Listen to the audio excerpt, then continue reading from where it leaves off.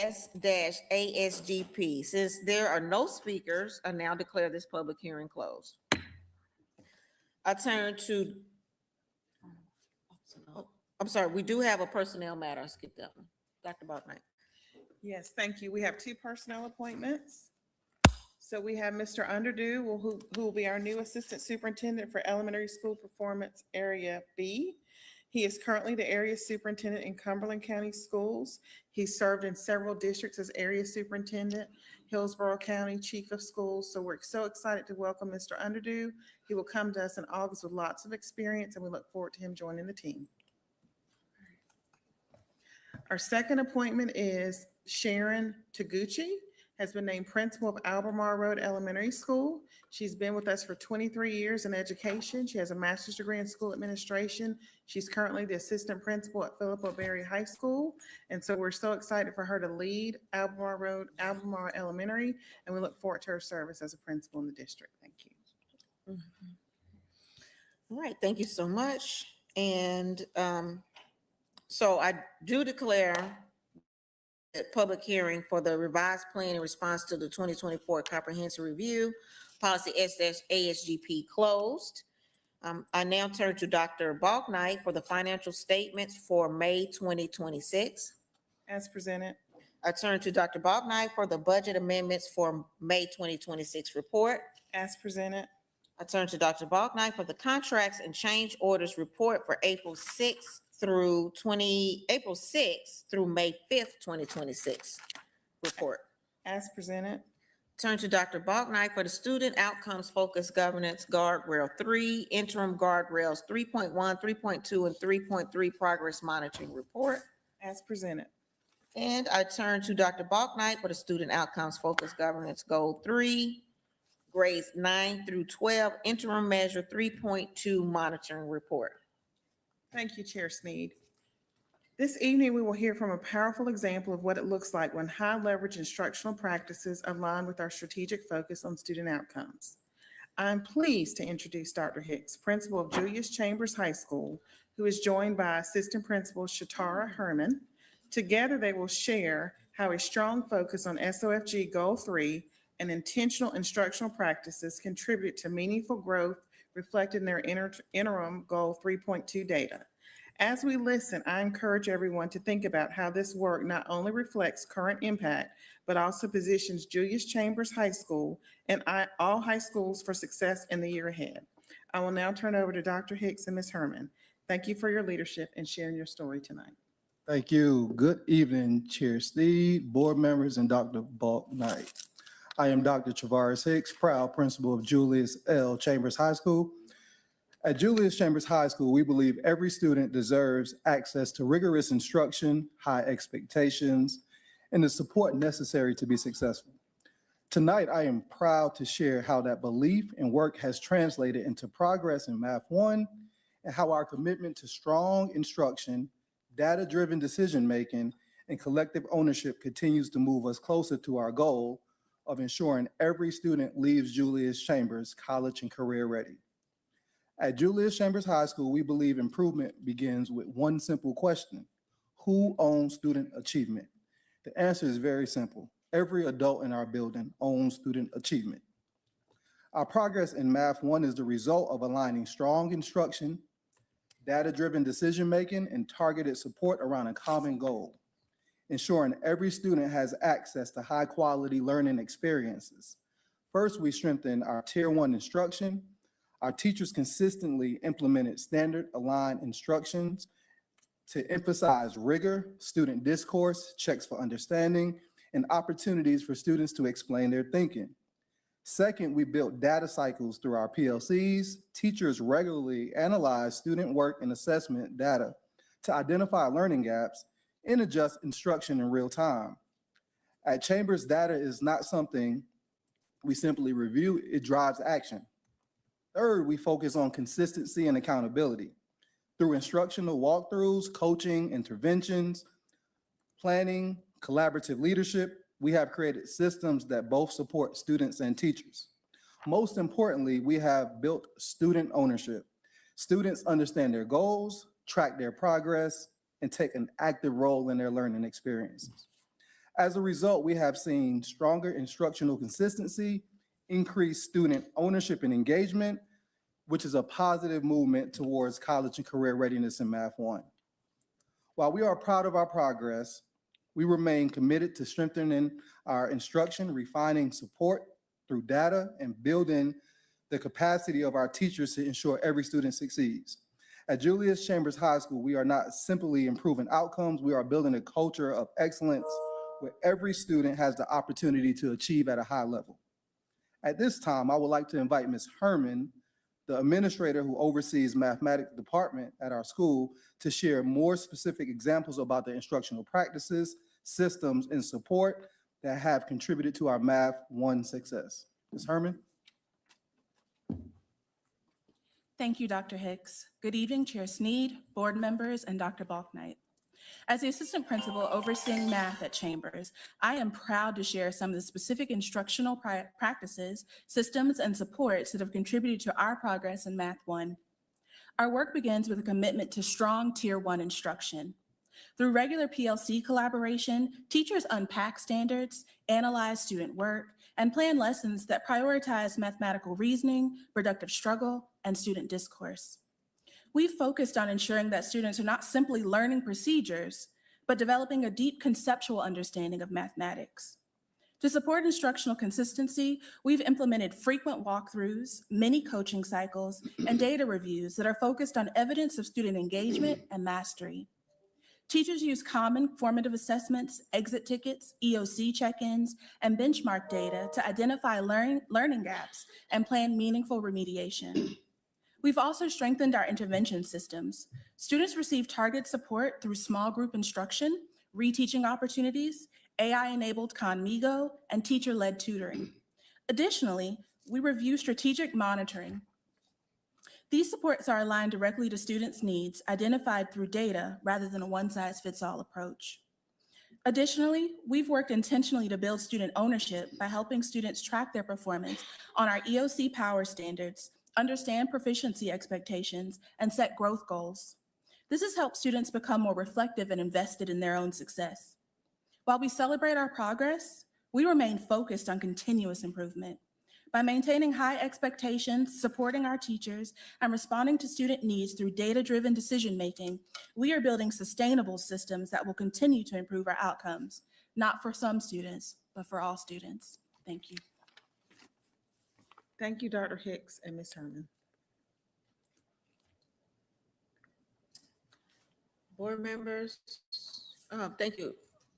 Thank you both, and thank you, Dr. Balknight. Board members, we will proceed with our normal questioning. Yes. 1 second. She has. All right, thank you. So this monitoring report is focused on Goal 3, Interim Measure 3.2. This 5-year goal is to increase the percent of students scoring college and career ready on Math 1 end of course assessments from 27% in June 2023 to 57% by June 2029. Tonight, I'm reporting out our results from our final MVPA benchmark assessments of this school year. We will report on the final EOC results during the October 2026 Board of Education meeting. And I'll just say historic, you'll hear me say that several times, the outcomes with our data. First, I will share the overall Goal 3 performance for middle and high school combined. This graph shows the percentage of students achieving college and career ready, that's level 4 or 5, on the final benchmark this year compared to the CMS annual target for this school year. 27% of middle school and high school students are projected to reach CCR based on the final MVPA assessment. This projection of 27% is 2% lower than the end of year performance for middle and high school students at the end of the 24-25 school year. While we need to improve our CCR percent by 15 additional percentage points to reach the 25-26 target. As mentioned in the previous slide, 27% of Math 1 students are projected to reach CCR on the Math 1 end of course assessment. The annual target for the 25-26 school year is 42%. Therefore, we must increase our rate of growth by 15 percentage points to reach this year's target. This slide highlights performance for all middle and high school students who have completed the final Math 1 MVPA benchmark this school year. A total of 9,578 students have a final Math 1 MVPA projection. To meet the 2025-26 annual Goal 3 target of 42% CCR, 4,023 students must achieve college and career readiness on the Math 1 end-of-course assessment. Of these students, 434 have already demonstrated CCR on the Semester 1 EOC, and 2,424 Semester 2 and full-year students are currently projected to achieve CCR. Together, that represents 2,858 students who have either met or are projected to meet CCR. To reach the annual target, we must increase that total by 1,165 additional students, while maintaining the performance of those already on track. This opportunity to achieve this goal is within reach. 1,540 Semester 2 and full-year students are currently projected as grade level proficient, or GLP, on the final Math 1 MVPA benchmark. If 76% of these students move from GLP to CCR on the end of course assessment, the district will meet this year's 42% annual CCR target. I will now share the high school performance data for Math 1. Currently, 14% of Math 1 high school students are projected to reach CCR based on the final benchmark assessment. This projection is an increase of 5% over end of year Math 1 end of course performance by high school students in 2024-25. This means that we are in a status of progressing for the interim measure. This year's annual target for high school Math 1 students is 24%. We need to improve the percentage of students CCR by 10% to reach this year's target. As stated within the last slide, 14% of high school students are projected to reach CCR on the 25-26 Math 1 end of course assessment. The annual target for the 25-26 school year is 24%. Therefore, we must increase our rate of growth by 10 percentage points to reach this year's target. For high school students taking Math 1 this year, a total of 7,003 high school students took the final benchmark MVPA Math 1 assessment. To meet the 25-26 annual target of 24% CCR, 1,681 students must achieve college and career readiness on the Math 1 end of course assessment. Of these students, 374 have already demonstrated CCR on Semester 1, and 859 Semester 2 and full-year students are currently projected to achieve CCR. Together, that represents 1,233 high school Math 1 students who have either met or are projected to meet CCR. To reach the annual Goal 3 target, we must increase that total by 448 additional students while maintaining the performance of those already on track. This opportunity to achieve this goal is within reach. 972 Semester 2 and full-year students are currently projected as grade level proficient on the 25-26 benchmark. If 40% of those 972 students move from GLP to CCR by end of course assessment, the district will meet the 24% annual target. Over the next few slides, we'll take a look at strategies being employed. So throughout the year, a clear theory of change that connects our actions to improve student outcomes. As implementation has progressed, we have continuously monitored data, gathered feedback from schools, and refined our approach to better meet their needs. The strategic adjustments highlighted on this slide reflects that commitment to continuous improvement. Across our high-quality specialists and master teachers, we have updated our service delivery model to provide more timely and responsive support while using calibration data to inform planning for the 26-27 school year. In the areas of student and family engagement, our focus is on strengthening attendance supports, expanding the use of district-wide data for intervention and monitoring, launching targeted communication campaigns, and increasing family awareness to resources. Overall, these refinements build on the strong foundation established this year and ensure that our implementation remains responsive, data-informed, and aligned to the core strategies that support student success. In this report, we have highlighted one particular brick in our theory of change: high-quality core instruction. This is an area in which our assistant superintendents are making some strategic adjustments for Math 1 that I want to highlight.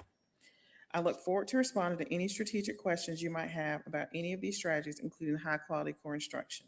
I will now turn it over to Chair Sneed to facilitate the monitoring discussion. Thank you. Board membership. Yeah, as we look at page 10, and you alluded to this, well, even page 9, where we needed 10% more to reach this goal. And I guess the question would be, where are we now? Gosh, the school year is over. 2026 is over. Right.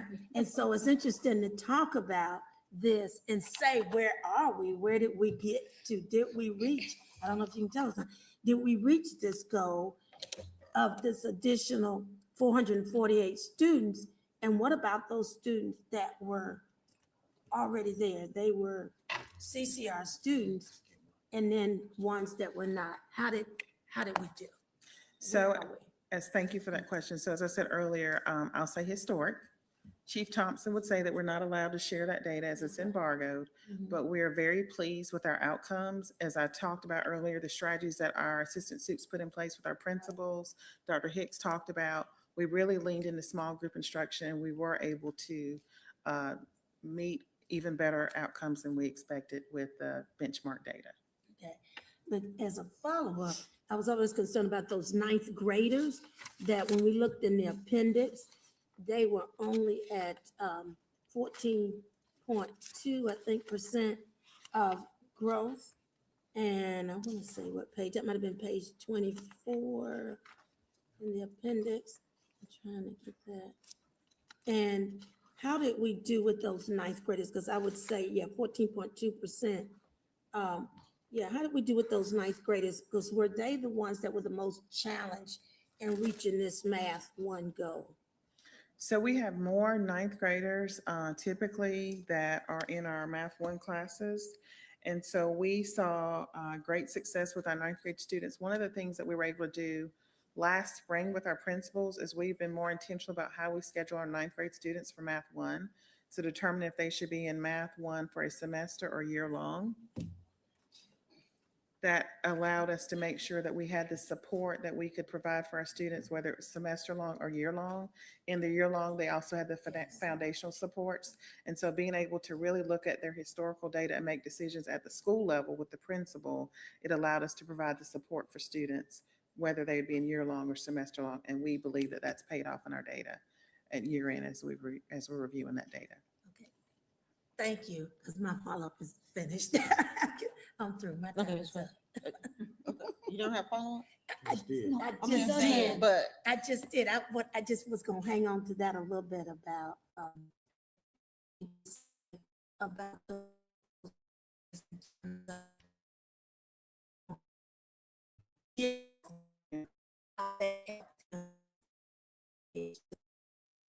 ninth grade, is the year long or semester long? So what we find are students that, for example, take Advanced Math 8, they potentially will go into a semester of Honors Math 1 because they can handle the pace of completing it in a semester. But Math 1 has a lot of standards. It's very difficult. It has a lot of equations and other things, so it's very challenging functions for students. And so we also find that some students do better in a year-long Math 1 course is spread out over the entire year, and there's some foundational pieces in there. We've also found a relationship between if students have a tendency to have more days absent, they do better in a year-long course versus a semester because it moves so quickly. If you're absent a lot in one semester, then you miss so much of the content.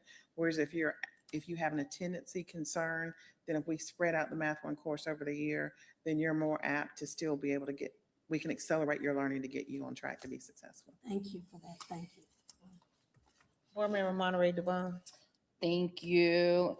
Dr. Balknight, I love numbers. I'm a numbers person. So I'm looking at slide 8. And over the last 3 years, we have been flat in Math 1 improvement, at 9% based on this graph. If we were to hit this goal, so we're at 14%, whatever, that's a projection. But that alone is a 55% increase, like from 9% to 14%. So I just wanted to highlight that because it's pretty grand in my opinion. But I'm thinking like if, okay, we're at 14, let's say we end up at 18%, which is still shy of the goal. We would have like just doubled the numbers, which is a metric. I just want to highlight that because that's a metric that I've like obsessed over with, because to me, I think math one is there's something systemically going on. And I wanted to ask you, because based on your assessment for a year that we have a year and looking back, do you believe that the strategies here that we've listed out, one, are they proportionately impactful? Are there areas that you believe that we should cut, scale, invest in to amplify these based on, some of the strategies that you shared with board membership? And my other question is there a correlation with the ability of students being able to read and doing math? Like, for example, we've made so much progress in reading. Are we catching tailwinds of that? Because I imagine that you need to know how to read to be able to look at these complex math problems and things like that. So that's a loaded question. But as I dig into the systemic thing, like, one, are there any areas that you really think we need to amplify, or you think this is good, we need to keep that? And two, do you think, is there a correlation between reading and math scores? So I'll start with the reading, the literacy piece. Literacy is the key to everything. So that absolutely is critical. There are lots of word problems in math. So yes, I think that is a connector. The other thing that you'll see when our data comes out in October, we've made significant gains in elementary math.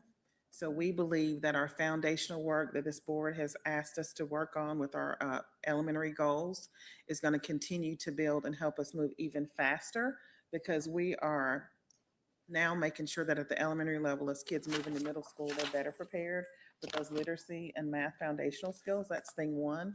The other thing that I would say is that we've been very intentional about how we schedule students, as I mentioned earlier.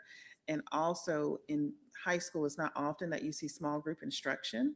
And so that's one of the strategies that we're very proud of, that we are meeting the needs of individual students because our high school teachers are leaning in under their principal's leadership to do small group instruction. So meeting kids where they are and pull them by groups based on their individual data, because we're now able to give them live data with benchmarks. A couple of years ago, high schools did not have live data to work with. And so they basically looked at EOG data at the end of 8th grade and had to make all of their decisions.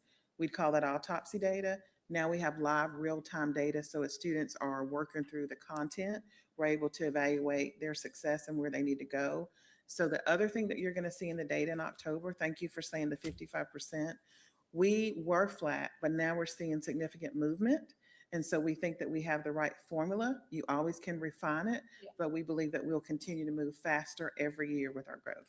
Yeah, because I guess my follow-up is like, obviously, like when you look at it at face value, it's not that great. Like, we want it to be higher, right? We're not hitting the target, but we're moving a very stubborn metric. Yes. And so this is not, I guess, for maybe a future question. I'll hold off.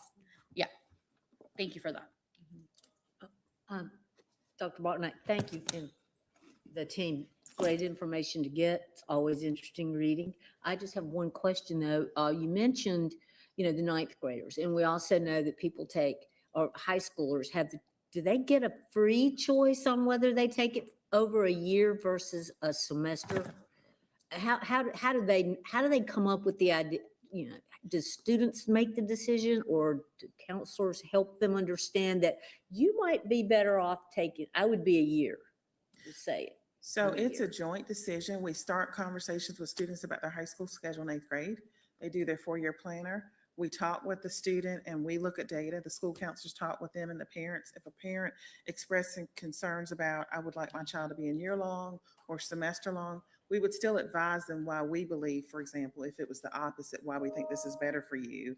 Okay. You tend to do very well in math.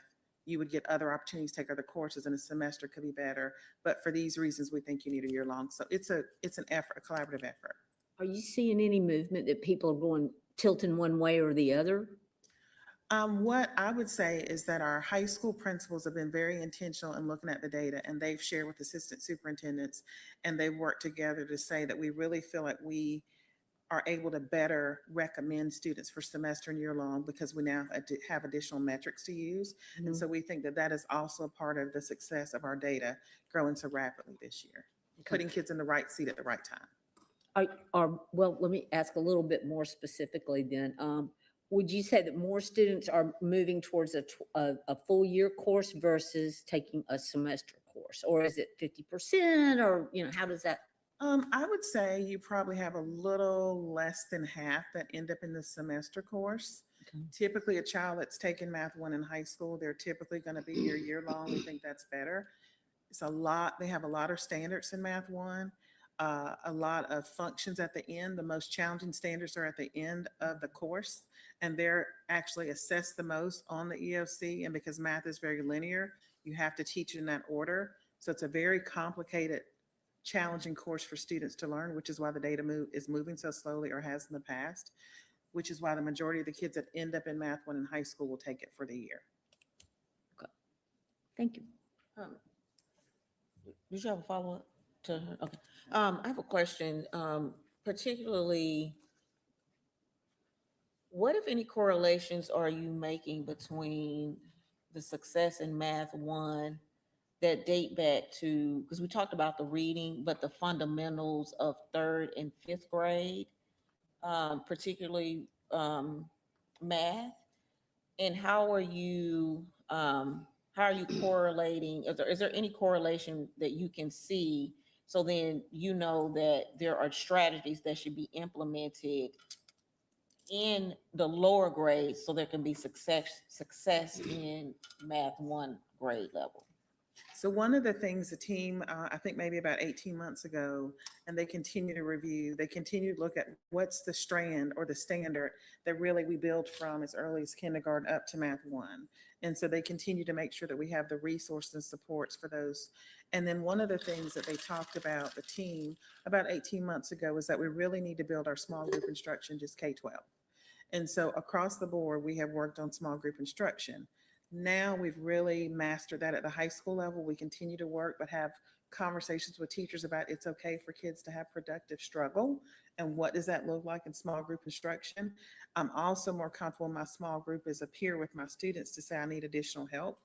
That is a lesson that we learned because some of our secondary teachers actually went to observe in elementary schools maybe a year and a half ago. So because an elementary teacher understands small group instruction better than anyone. And so that's the best place to learn. So when you walk into our schools now, you'll see small group instruction, elementary, middle, and high school. And I believe that's the through line that is continuing to help us accelerate our growth as a district. You had a backwards? Okay. If you could go back to slide 8, where we were before, looking at our performance for our 9-12. I'm just curious if you could just explain the graphic for me and just how we're presenting it. We're at 14%.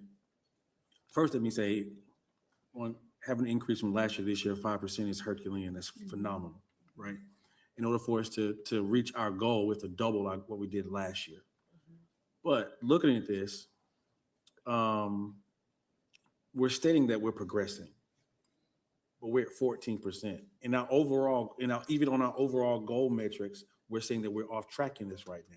And it's okay. And we know what we need to do. We're making strategic adjustments to do that. But can you talk through how we can confidently say that we're progressing when we're currently stating 14% and need to get to 24%, doubling what we did last year? So 2 things, great question, because then I get to brag a little bit. Because you asked, Chief Thompson, he asked.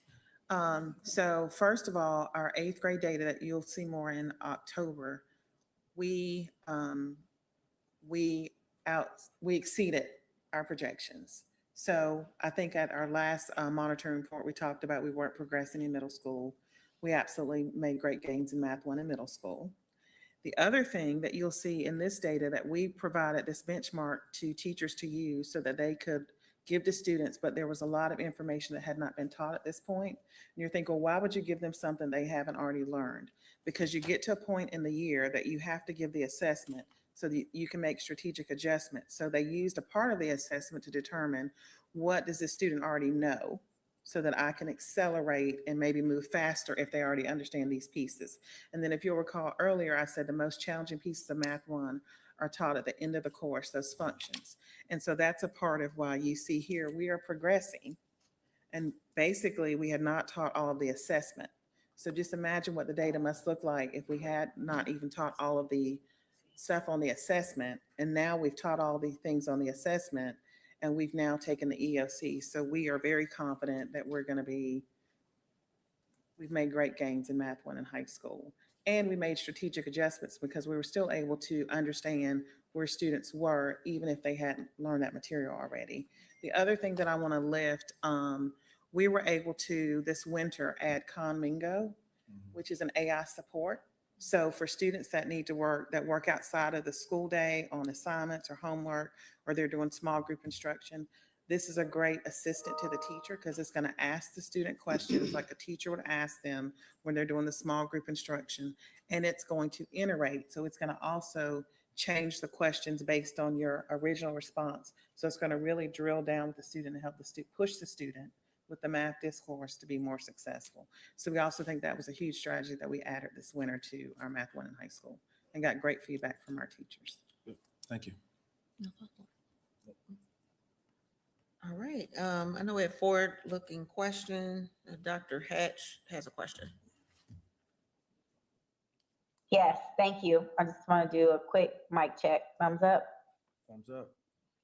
Awesome. Thank you so much. I have two distinct questions. My first question, Dr. Balknight, is really around high quality core instruction. And that looks like our only theory of change that's identified as off track. Definitely correct me if I'm wrong on that. And if so, I'm just curious about where should we be concentrating our attention and resources going into next school year? I think I've heard multiple times in board meetings that Math 1 instructor is a skill set that we're often trying to attract. And I see a lot of PD and a lot of work put into that place. But given that it's off track, what different strategies or things might we be thinking about differently for next school year? So one of the things that we're going to continue to build on, we're going to continue to iterate on our core action walk to support high quality instruction and to give feedback. We're going to continue to train our master teachers and our instructional specialists. We believe that the shift in the service delivery model, adding more specialists to the performance areas also will help the high quality instruction. And because we've also combined those two areas, the instructional specialists will work with developing the high quality instruction and also training and delivering to the teachers. So we also think that'll be an improvement as well. And we continue to work with everyone on math discourse because at the end of the day, students have to grapple with the materials to be successful with Math 1. Thank you. Am I good for my second question, Chair Sneed? Yes. Okay, thank you. Thank you again, Dr. Balknight and team for really calling out the cultural responsive pedagogy and kind of the practices put into place. And I think going back to that high quality instructor question, as we think about kind of the board being responsible for outcome, the core action walks also kind of still being off, how are we making sure that that is being implemented with fidelity so that we can see the movement with from an equity lens for all of our students as it relates to Math 1? So one of the things that we do in summer school, which will start in just a few days, we really take summer school to work with our students, but also to use it as a professional development for our teachers. And so we'll do coaching cycles with our new core action walk to support our teachers in summer school, but also to get feedback so that when the school year starts and we're across the district in all the classrooms, that we have those coaching cycles and any adjustments that need to be made to the core action walk in place. And we'll use that core action walk to give real-time feedback to teachers and master teachers, because we'll do something with them as well. And then also instructional specialists to make sure that across the board, across the bricks, we're calibrated and we're clear in our expectations to make sure every child's getting the appropriate experience based on their needs. Thank you. All right, Board Member Monterey Devon. Dr. Balknight, I have a question about slide 18, and it's really more 18 and 19 because it's a caution sign. It says, for those listening, the final benchmark assessments covers different content this year than last year, making this year to last year's data less comparable. Is this only going to happen this year? Like, because we need to be able to, the data needs to be comparable. So it can't be like next year, oh, we can't compare it again because it's not compared. Like that's not going to be acceptable. So like, how are we going to make sure that this doesn't happen again so that we have comparable data? So this is one of the strategic adjustments. So we met with the vendor last spring. We had concerns about the predictability of it last year. And the vendor gave us feedback that they were allowing us to make adjustments and recommendations to the assessment. And that was contrary to making it predictable.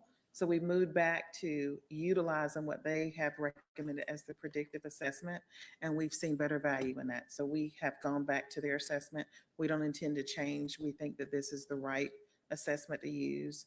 The other thing is that, again, like I said, when you give the Math 1 assessment, especially depending on if it's a semester or year long, the timing of the benchmark, then you have to really, as a teacher, use that differently because there may be more of the standards on there that you haven't taught yet. So then that's where you consider it a pre-teach and you evaluate what students already know. So we now have those strategies in our pocket and we intend to move forward with this same predictive assessment and not change it because it's critical, to your point, for it to be predictive so that we can make adjustments in real time. Yeah, we need to make it work. Yes. Yeah. Okay. Thank you. Board Member Shipp? I'm looking at the appendix, page 40, high quality instructional specialists. That's so important when we talk about math teachers and the level of experience and work that they do to make sure they are able to instruct students well. Here, you mentioned the percentage of specialists supporting math, attending training, and increasing that from 77% to 100% by June 2026. What would you say you've done? Because we're at the end of this. Did we reach these? We were on track. Did we reach these goals to really be able to give the support we needed to teachers? Yes, I think it was just simply expectations for our assistant superintendent, set expectations for their instructional specialists. And there's a point in the year, about 40 days before we start testing, that our instructional specialists really work with our students.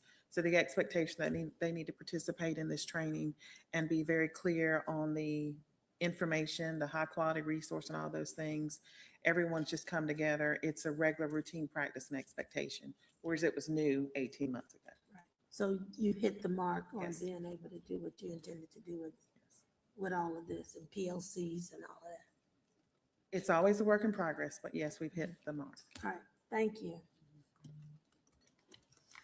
Commissioner Rankin? Looking forward, I'm on slide 13, high quality core instruction. My question is similar, but I'm a little bit more specific possibly to what Board Member Dr. Hatch asked. If I look at this as one of our major bricks, indeed, it says strategic adjustments, but as I look through these bullet points, these are strategic, they are the strategy. These are things that happened versus I'm really want to hone into what are we adjusting from this? Because these are the strategic the strategies that we use that got us to where we are. But moving into 26, 27, talking through any additional bullet points that may be added. What are we going to be changing with any of these, adjusting what we already used? So one of the big things that we have been using for a while is academic monitoring, but we need to continue to do that and ensure that as we walk through classrooms that we see the teacher really doing the academic monitoring, not just walking around to make sure that students are doing something, but being very specific and intentional what they're looking to see that students are doing. The additional thing that we want to make sure that we continue to do is real-time formative assessments. So not necessarily paper pencil, but a ticket out the door, a cool down check to make sure that students are, that I as a teacher know when you leave my classroom every day exactly where you are with the content and how I need to prepare for you the next day to help support you. Those are the things that we want to continue to work on. And we also want to continue to build students' thinking. Dr. Hicks said it best that we all own the learning, but the key person that owns the learning is the student. So making sure that the student owns their learning and setting them up for that success with that productive struggle. It's okay to not understand and not know and ask a question. So really changing that atmosphere in the classroom for kids. He says called academic monitoring. Yes. Okay. Follow up, last one. When it comes to the core action walks, I know at one point early on, we had a chief equity officer, if I'm not mistaken. Am I correct? So, And a part of those core action walks, there was an equity lens in there to ensure that the instruction that was being given was being done equitably and meeting the needs of all the students. Is that still, I want to make sure that's still a part of the core action walk, or is it specifically around the instruction, is specifically around the curriculum being done with fidelity? Is that still a part of the core action walk? That is the premise of the core action walk. And so that's something that we can certainly share more about, but that is a part of it. Dr. Vaught and her team is actually in the process, as I said, of revamping that and then calibrating that through summer camp to make sure that it's still meeting those needs. We want to go deeper with the core action walk. We feel like there's a lot of opportunity to improve there so that we can determine across the district what's occurring. Thank you. Any other questions? All right, seeing none. Thank you, Dr. Balknight. I now turn to Dr. Balknight for updates to the 26-29 CMS goal and guardrail interim measures and monitoring calendar. Yes, ma'am. I'll turn it over to Chief Thompson and her team. They'll provide the update for us. Good evening. Tonight, I'll share with you the 26-29 goal and guardrail interim measures, including some revisions, the 26-27 research and evaluation landscape progress, and the 26-29 Board of Education goal and guardrail monitoring calendar. I'm joined this evening by our Executive Director of Strategic Planning and Research, Rebecca Schell, and our Director of Research Evaluation and Analytics, Dr. Alexandra Merritt Johnson. The only item in this report requiring board action is approval of the updated 2026-29 monitoring calendar. Our mission, vision, core beliefs, goals, guardrails, and pillars of excellence are shown here. The purpose and function of this presentation is to build awareness of updates to the goal and guardrail interim measures, build awareness of current work in our Charlotte-Mecklenburg Schools research and evaluation agenda, and consider approval of the 26-29 goal and guardrail monitoring calendar. We're doing this now because next year, the 26-27 school year, is the midway point of our 5-year strategic plan and our 5-year goals. We need to ensure our measures extend through 28-29. Currently, our guardrail measures only extend through the 27 school year. And we need to refine our interim measures to ensure they're measures that provide actionable data useful for more targeted strategies for improvement and better address the pain points that principals and teachers are experiencing in pursuit of our goals and guardrails. In short, more targeted and actionable strategies will be required to achieve our annual targets over the next 3 years. Our interim measure annual targets will need to predict whether our work is driving student outcomes effectively across student groups and at a sufficient rate. Before we dive in, let's quickly review the purpose and function of the various metrics that are being monitored. As a reminder for folks watching, goal and guardrail measures themselves reflect the commitment the board made to the community. After a rigorous, some people would say historic, rigorous community listening campaign that was led by the Board of Education in the fall of 2023, the board translated the community's feedback about its vision for what students should know and be able to do into goals 1 through 3. And the community's feedback about values that need protecting into guardrails that translated into guardrails for the superintendent. The board and CMS leadership worked together over the course of nearly a year to develop Goal 4, which was finalized in the fall of 2024. The goals are lag measures that aren't known until everything is said and done. The interim goals and interim guardrails report how well the strategies being deployed are accomplishing the goals and honoring the guardrails, and if strategic adjustments are needed. These metrics must be smart, specific, measurable, attainable, results-focused, time-bound, and predictive, meaning there's a research justification for how each measure correlates to long-term student success. Goal interim measures are actual student outcome measures that indicate progress toward achievement of the goals. Guardrail interim measures are shorter-term outputs and outcomes that let us see if our daily strategies are working. We also developed a theory of change to define more specifically how we will achieve our interim measures, annual targets, and subsequently the 5-year goals themselves. These represent adult actions required to improve student achievement. At each board meeting, you engage in a conversation with the superintendent to evaluate the alignment between the community's vision, the goals, and the school district's reality, current student performance.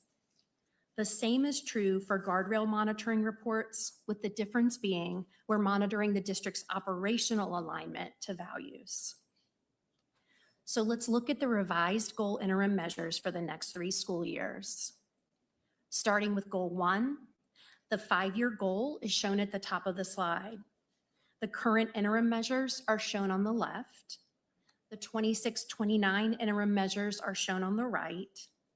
And there are no revisions to the current goal 1 interim measures. Goal 1 overall goal and interim measure data and future annual targets are shown here. They are unchanged and built on a 4% increase annually. Now goal 2. The 5-year goal is shown at the top of the slide. The current interim measures are shown on the left. There are revisions to the current goal 2 interim measures. Those are reflected on the right side of the slide shown here. The revision is to separate grade 3 performance from grades 4 and 5. This is because based on our learning the past 2 years, there's need for a specific targeted strategy for grade 3 to support college and career ready performance on the end of grade reading assessment. Strategies that focus on the transition from 2nd to 3rd grade and are unique and different from what's needed in grades 4 and 5. Goal 2, goal and interim measure data and future annual targets are shown here. Note, we've adjusted the annual target for the additional interim measure for grade 3. All are built on a 3% annual increase. For goal 3, the 5-year goal is shown at the top of the slide. The current interim measures are shown on the left. There are revisions to the current goal 3 interim measures. Those are reflected on the right side of the slide. The revision is to separate high school math 1 student performance for students in semester courses from the high school math 1 student performance for students in year-long courses. This is because based on learning the last 2 years, and as Dr. Balknight referenced this evening, there are specific targeted strategies for students in that year-long high school math 1 course, strategies that are unique and different from what's needed for students who are taking math 1 in middle school or in the high school semester courses. Goal 3, goal and interim measure data and future annual targets are shown here.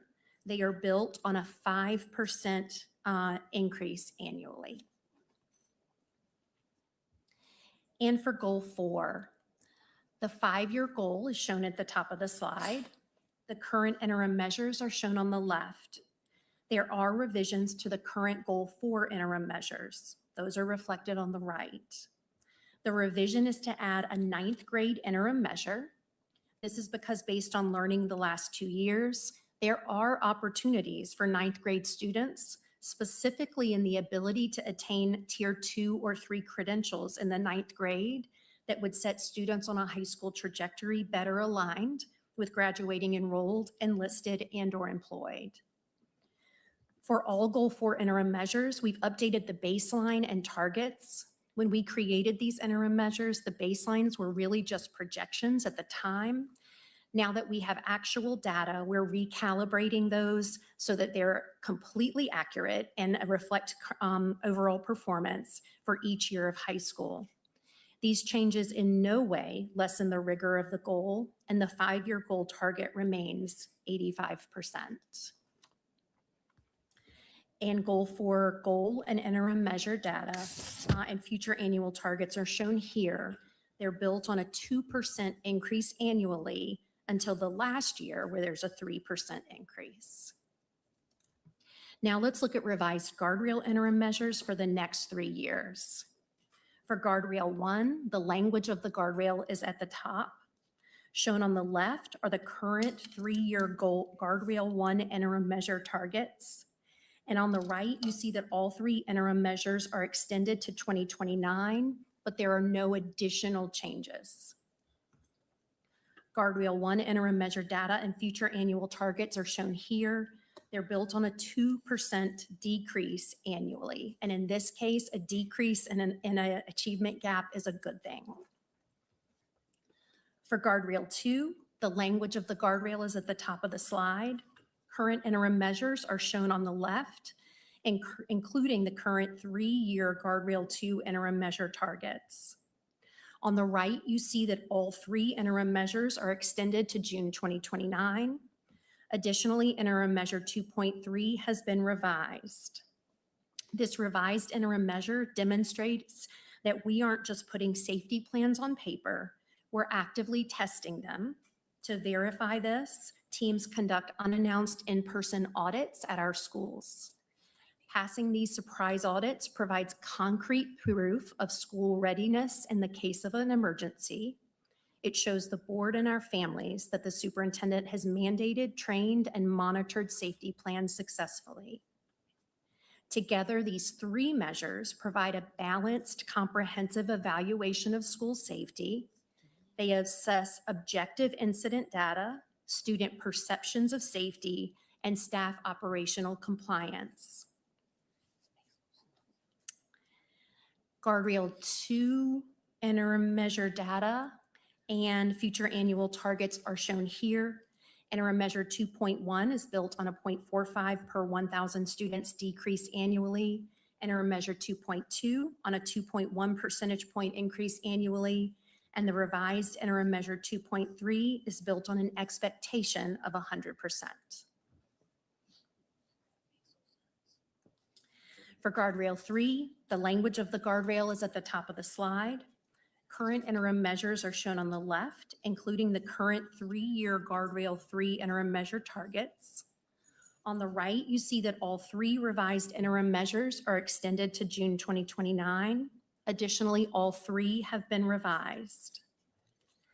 Interim measure 3.1 tracks the percentage of schools reaching an 80% student social emotional competence threshold based on identified metrics within the student survey that address topics such as self-efficacy, conflict resolution, and adult connectedness. Interim measure 3.2 evaluates student perceptions of school-wide character and personal belonging. Research highlights a strong sense of belonging as a primary factor for student mental health and school engagement. We understand that conceptions of character are culturally and contextually bound. Some cultures define respect hierarchically, some define it on mutuality and interdependence, and others define it horizontally, for example. Out of respect for the beauty in that variation, we're defining character development support in alignment with our student code of conduct. And it centers on the ways these traits foster positive learning conditions that facilitate academic success for every child. Interim measure 3.3 shifts accountability from the availability to the impact of enrichment activities that take place at school. This measures how successfully our clubs, sports, and programs are engaging students beyond the core academic curriculum. We're defining enrichment activity as any school-sponsored program, club, sport, or structured experience occurring during, before, or after the school day that extends beyond core academic curriculum requirements. Just a few examples include things like athletics, performing arts, student government, clubs, student organizations, mentoring, and school-approved internships, just to name a few.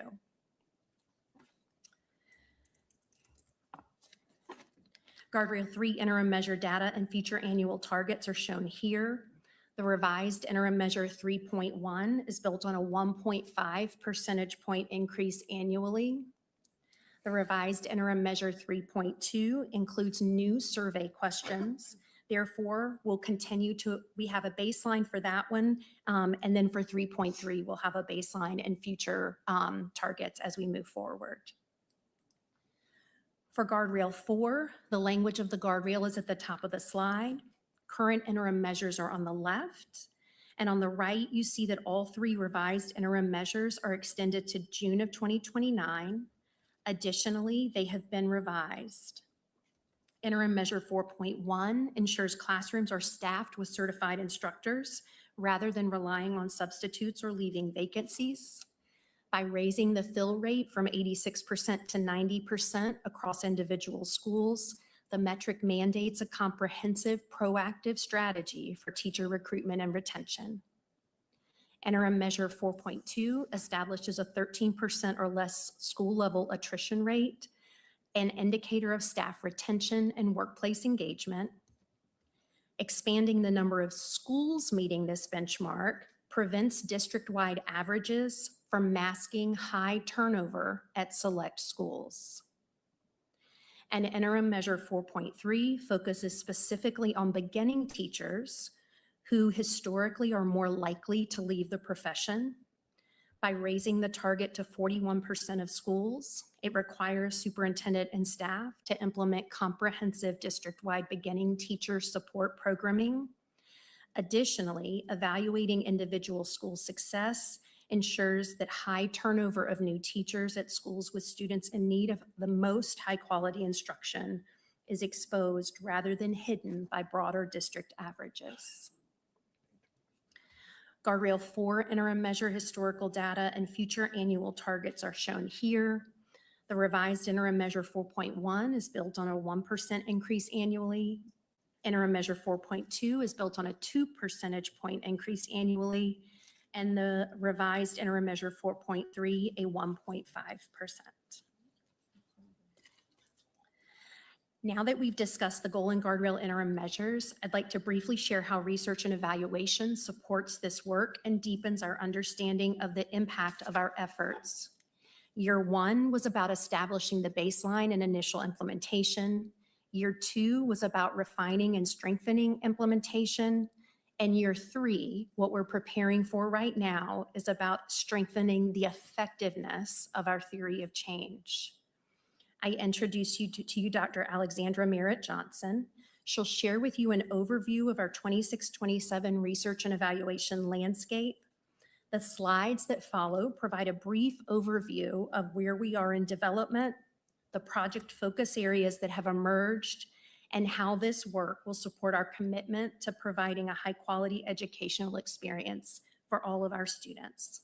Dr. Merritt Johnson. Thank you, Chief Thompson. Good evening, Chair Sneed, Board of Education members, and Dr. Balknight. I'll start by sharing a little bit about why this work matters. The interim measures of our goals and guardrails tell us if we are moving in the right direction. Strategic research and evaluation helps us gain a better understanding of how and why behind those metrics. It moves us beyond simply asking, did outcomes change, to what contributed to those changes, for whom, and under what conditions. The evidence generated through strategic research and evaluation informs decision-making, measures impact of district initiatives, promotes equity by examining outcomes across students, staff, and schools, and ensures accountability and transparency around our strategic investment areas. Ultimately, it enables us to surface the best practices unique to CMS, driving strategy and local innovation that enhances student outcomes and allows us to align our resources and our goals. As we move from implementation of our strategic plan to execution, our goal for the strategic research and evaluation team is to provide leaders with actionable evidence that supports continuous improvement and better outcomes for students and staff. Put simply, accurate and robust data sharpens our decision-making ability, which ultimately drives better outcomes for our students. To build a district-wide research and evaluation agenda aligned to the strategic plan, we first conducted a comprehensive inventory of initiatives, investments, and improvement efforts. Next, we moved into a prioritization process in which we identified questions most critical to our understanding of how our strategic priorities are driving us toward our goals while maintaining our guardrails. In the planning phase, we focused on refining pertinent research questions, identifying evidence sources, establishing project implementation infrastructure supports, and seeding partnerships to carry out the work. We are now in the implementation phase. Our strategic research and evaluation team has begun establishing research partnerships. These research partners will soon begin carrying out our work of collecting, analyzing, and sharing evidence that supports continuous improvement and future district decision-making. So as briefly mentioned on the previous slide, to ensure our research agenda is aligned with existing district priorities, we conducted a broad review of internal and external strategic and operational documents.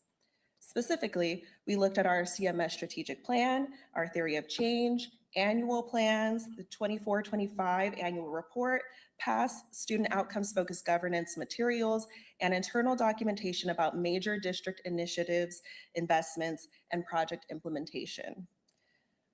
This deep dive helped us identify where evidence and data sources already exist, where questions remain unanswered, and where research can add the greatest value to our district.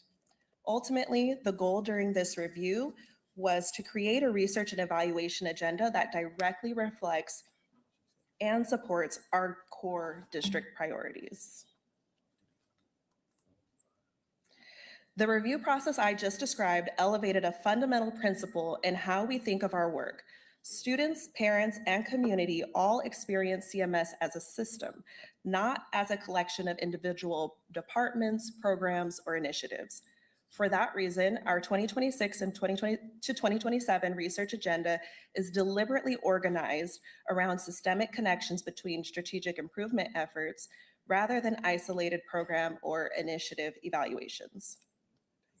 This approach allows us to examine the interdependencies and interaction effects between our strategic priorities, ultimately helping us understand how those efforts work together to improve student outcomes and giving us the coordinated evidence needed to understand the nuances of our district context and support system-level improvement. So at this time, we have identified 12 priority focus areas for our 2026 to 2027 work that will guide the focus areas for 2026-2027 that will guide our strategic research and evaluation work. These targeted studies will help us better understand our work around instructional and organizational improvement and the role of school leadership in the areas of student opportunity and access, family and community engagement, post-secondary readiness, technology support, school climate, and student engagement. Collectively, these projects allow us to make sense of the intersection between implementation, metrics, and outcomes. To successfully sustain and scale the strategic actions that are driving growth, we need to understand how and why those strategic actions are enabling improvement and for whom. Conversely, this work also surfaces barriers to improvement, guiding us to where and how we can be more effective. These studies make up the learning agenda that we have charted out for ourselves for the year ahead. Thank you so much. Revised 26 monitoring calendar. This monitoring calendar requires consideration for approval this evening. Shown here is the revised goal monitoring calendar. Monitoring reports highlighted in green review all annual targets from the prior school year. Monitoring reports highlighted in blue will review data from the most recent benchmark administration window. The only change reflected in this calendar to the one we currently have is that this calendar now includes the additional interim measures that we saw earlier. So for goal 2, we had 2 interim measures. Now you'll see that we have, for example, at the beginning of February, end of January, a goal 2 2.1, and now the beginning of February has a 2.2 and 2.3 interim measure. Those are the only changes to this calendar. Accompanying it, here is the revised guardrail monitoring calendar. There is no change to the guardrail monitoring calendar. That concludes this report. I now turn it to Chair Sneed to facilitate questions and discussion. Board members, you have any questions? Start on that end. Board Member Stone. Thank you. This is fascinating. I love this stuff. This is great. I do have a question, a couple of questions. What pain points? This was back on I think it was guardrail 1 about the pain points, about teacher pain points and stuff you mentioned. Could you put some flesh on those bones about what those pain points might be? Sure. It's whatever is fostering the need for strategic adjustments. So some of the things we have seen along the way, for example, related to Goal 2, is that the transition from students in kindergarten, first and second grade, who are focused on both decoding, like learning language, but also understanding language, when they shift to almost entirely working to understand and use their literary skills, there's a gap that some people experience between what's happening in second grade and then what we're shifting to in third grade. That's a specific pain point that actually our principals in their data analysis and data report outs have identified, and they put strategies in place in second semester. But what we'd like to be able to do is call that out separately as something we discuss with you, because it is something that's unique and different about that transition to second to third grade that's not the same from third to fourth, fourth to fifth, fifth to sixth, et cetera. Thank That you. would be one example. Just wanted to clarify that. Also, I noticed on guardrail 2, you revised one of the, I think it was the third one, 2.3. It says the percentage of teachers who say that the following are not are student conduct issues at my school, threats of violence. You've eliminated that one. May I ask why? And then also you replaced it with increase the percentage of schools passing the lockdown drill. That's fine with me, but I just don't see how they correlate with each other. Yes. So the percentage of teachers metric, while a super important metric, when we looked at assessing what would be a comprehensive view, if we could only do 3 interim measures, because you're supposed to do 2 to 3 interim measures, if we had to only choose 3, we wanted to make sure that we could have a good comprehensive slate of 3 metrics. The first being one that shows actual infractions, like tells us a lot literally about the safety of school based on student, what's happening in schools. The second that we did not want to forsake in guardrail 2 or in guardrail 3 is student voice. Because the reality is, and what research shows really clearly, is that the way students perceive school, whether that's from safety in guardrail 2, or whether that's as a place that's attending to their social emotional character and enrichment in guardrail 3, that their voice needs to be centered to that. Said differently, if our students don't feel safe, we need to pay attention to that really fast. That does not mean we don't want to pay attention to teacher sentiment as well, and we'll certainly continue to do that. That's a question on our teacher survey that we give annually and review those metrics annually. But when we had to narrow it down, we felt like making sure we centered on student voice, and we didn't want to lose the safety of the first one, and then also being able to say publicly that we do practice for any emergencies that would happen, and we have 100% of our schools who are able to respond. I have some concern about that. Frankly, the percentage of schools passing the lockdown drill, that should be above all of this. They all have to pass it as far as I'm concerned. The families want to know that they're all passing it. So I guess, that's almost an overarching guardrail to me, where the other one is very specific to teachers. And I think some focus on that might be given at some other point that needs to be given, because they don't need to feel like they're not being heard. The other thing I want to ask, on the questions that students are being asked, it says, I feel like at my school, da-da-da-da-da. Well, sometimes they might not.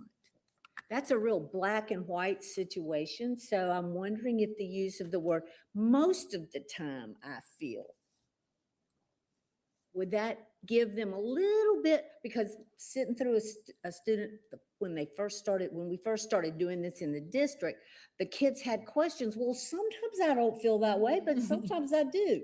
So is there any, because it just can't be that black and white. It just can't be that clear cut. Yes, thank you for speaking to that. I think it speaks to, we can certainly look at the language of the survey questions, and I think it speaks to the directions that we provide for teachers to be able to use with students when they're asked, before they take the survey, and then as they're taking the survey, so that we make sure that if they have questions about how to interpret that they are able to respond to those. Thank you for that. Okay, thanks. Thank you. Those are. So somebody else, Board Member Haynes. So I'm not sure which slide it was, but it looks like in August, well, starting in August, we do, we monitor based on the previous year. Am I correct in that? Yes. Back in March, I asked a question about students and their social economic status, the monitoring and tracking of that. Was there any consideration to that question? Since we should have given the state that information, it should have come back, and we should then have the capability of tracking that. At the state data release, so when we get our data back from the state, and that will happen in August in preparation for the data release that's scheduled at the state level on September the 3rd, if I have that date correctly, that data will come back to us and it will disaggregate by socioeconomic status. So sorry, go ahead. So was there any consideration in the monitoring, not necessarily in August, but September, October, November? We don't have that demarcation, so we can't tell whether how the student is being coded at the state level to be able to do that. So said differently, we have student information data that will tell us race, ethnicity, and also specialized service. So if the student is a multilingual learner or is academically gifted. But what we don't have in our data warehouse is the ability to tell whether a student is considered of high or low socioeconomic status. There are proxies for that data that can be used, but we don't have the state's data specifically. Okay, so without specifying the state, if we wanted to track the data, what I'm saying is, I think what I'm trying to get at is, I would like to see where social economic status is a factor in the monitoring that we're doing at some point in the year, because we know that although we've seen record growth, I'm curious about who that growth is impacting. Who are the students who are the most vulnerable, who we may possibly not be monitoring, perhaps not as much as I'd like to see them, but maybe perhaps once a year, as we're looking at annual targets anyway. Got it. So what I have written down would be like an SES factor, perhaps even a proxy, or what are the possibilities for being able to know that? And specifically, what do we know about students who are growing? And what do we also know about students who are not growing? Does that capture it? Okay, yes, I believe so. Awesome. Thank you. Yeah, do you have? Yeah. I'm just going down. As I looked at goal 2, thank you. First, thank you for this. You all have worked hard on this and I appreciate this monitoring. And I've gotten to see this since 2021 when we started this to now. So I'm always so just impressed with the work and where we've come. In goal 2, grade 3, I thought that was so important that you separated those. Thank you for that, because 3rd grade is just a grade level that we need to do a lot of work with. But what I saw also is you looked at a different scoring, and maybe that's because of where we were at 33%, then we went to 29, and then to increase to 50 as opposed to 52. Talk to me a little bit about that. Is that looking at the data you had so far and saying as we go into 26 through 29, it needed to be adjusted? Yes. So when we made the goals, I think it was like August, September of 2023, we were using baseline data that at that time was not official state data yet, because we hit that same kind of, we were doing all, y'all had done so much community engagement. We were submitting to you some ideas, and all we had and were able to share at the time was data that was unofficial. What we've done is gone ahead and taken the opportunity to just make it all official, so that if anybody wants to go back and say, where were we in 2023? What was the actual, and then how does that show up? That's what we've sought to do right here. The other thing I would just draw out is that when we pulled grade 3 out, then that meant that the numbers in the previous interim measure 2.1 changed. So we were just looking at, instead of looking at 3rd, 4th, and 5th grade together, now we're looking at 3rd grade, and then we're looking at 4th and 5th grade, which means both those baselines and those targets needed to change. And we recalculated that based on the percentage increase that you all voted at that time. I also looked at, when we talked about guardrails and we're looking at surveys, what about participation rates to be able to get the best results from student surveys? Because I know we struggle with that. I don't know if that's opt-in, opt-out, whatever. So what does that look like when we use that as a interim measure? Yes. So we're able to administer surveys and gather reliable data. I'm looking at Becky because she runs all of this for us. Reliable data if we had a 40% response rate or higher per school. Now, we're always going to go higher. Like, we want every student to be able to participate, but no student is required to participate. We do not violate Parents' Bill of Rights, and so there are no questions on the survey that would require parent consent, and we rigorously review every single question. And in partnership with our Student Services Department, we actually want to use this data both as our part of our monitoring and kind of an early warning system for students, but our Student Services Department would like to expand and have pulse checks 3 times a year, kind of like we progress monitor 3 times a year. It would not be long. The survey is no more than about 10 minutes, I think, max. But we right now are only giving it in the spring.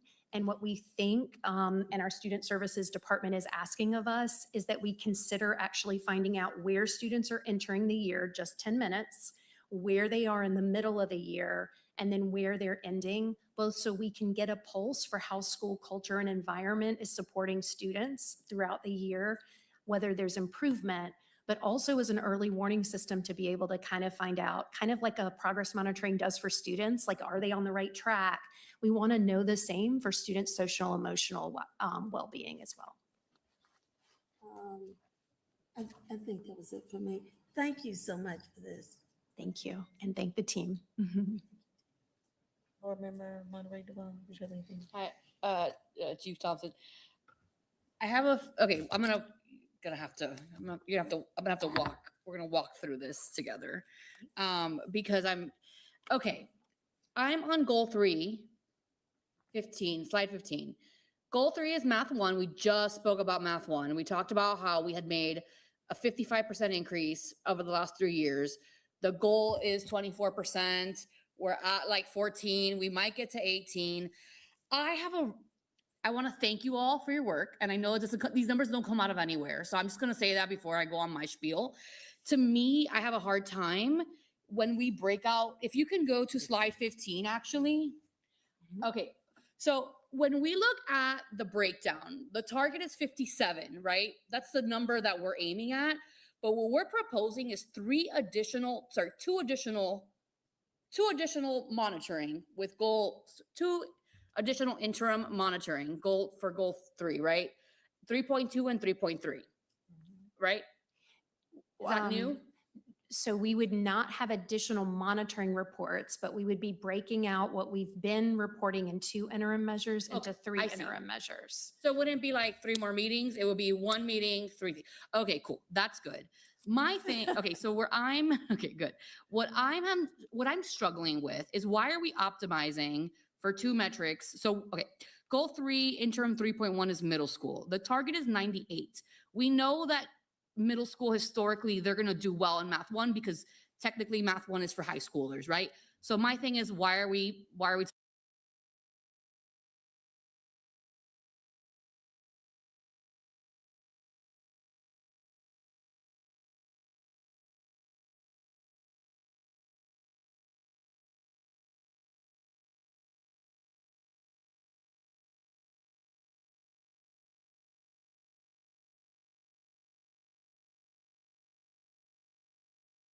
talking about that?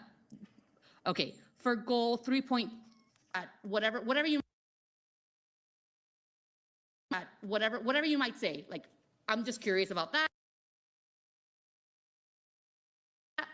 And then goal 3, like, why are we not just measuring 3.3? Not just measuring 3.3? Because that one to me feels like the hardest one to move, which is the full year. That's the one that is like the 34. Like, just to me, it doesn't feel, and I'm not saying this to y'all, like, it just doesn't feel like it's too easy.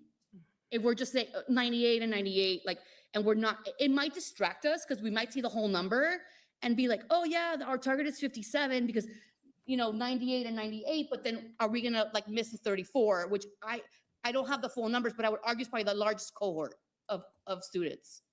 Interim measure 3.3 is It's the largest cohort, right? Yes, ma'am. Like 80%. That's high. Too high? Yes, and let me pull that for you.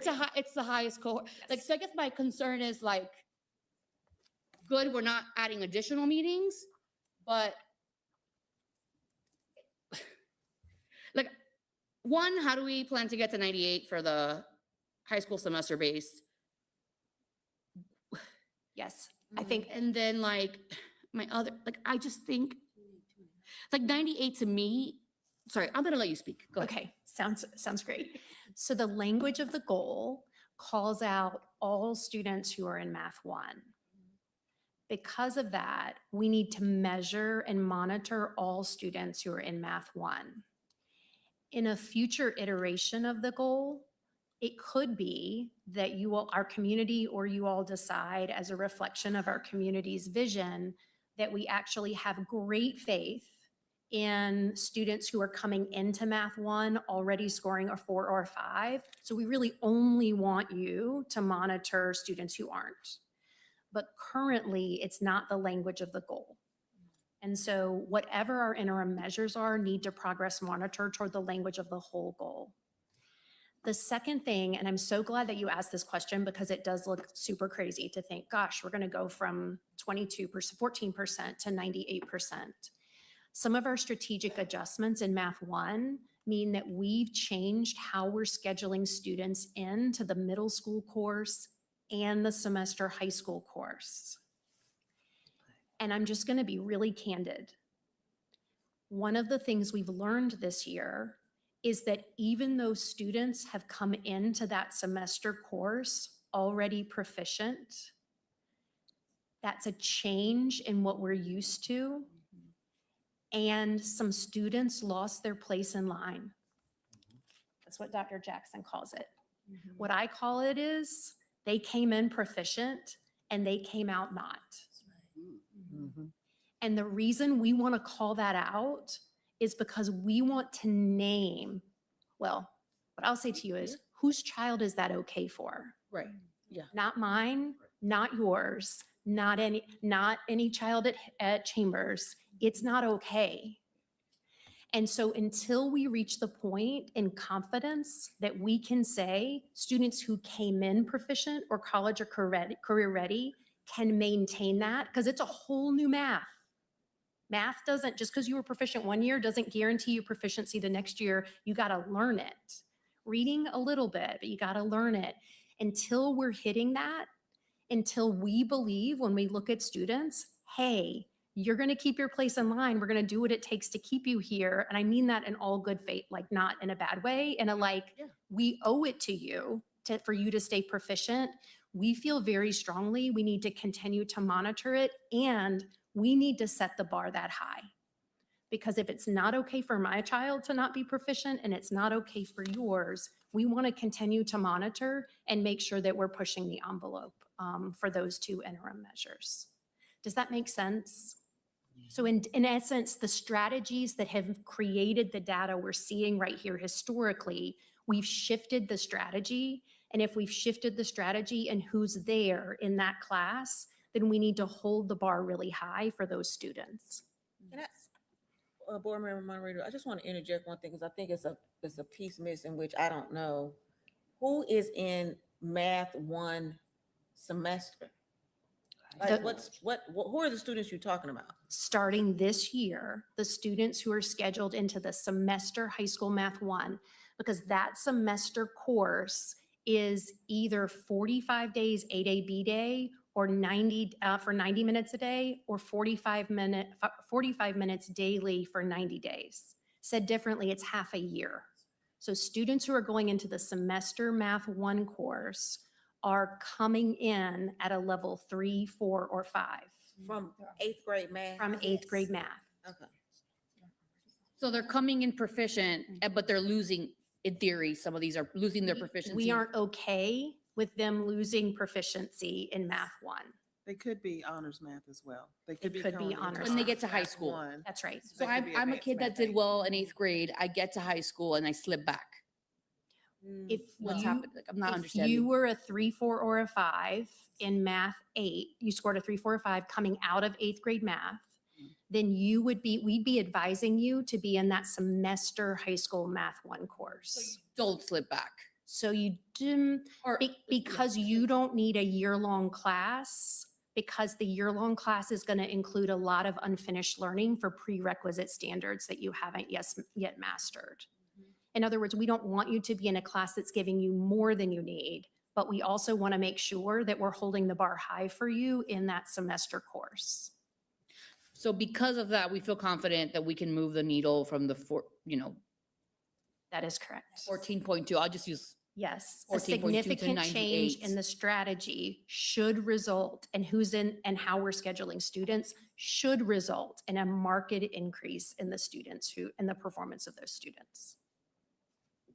So essentially, there's no reason those in the Math 1 semester should not be CCR based on the history of their academic performance. That is correct. So that's why the target is 98%. That's correct.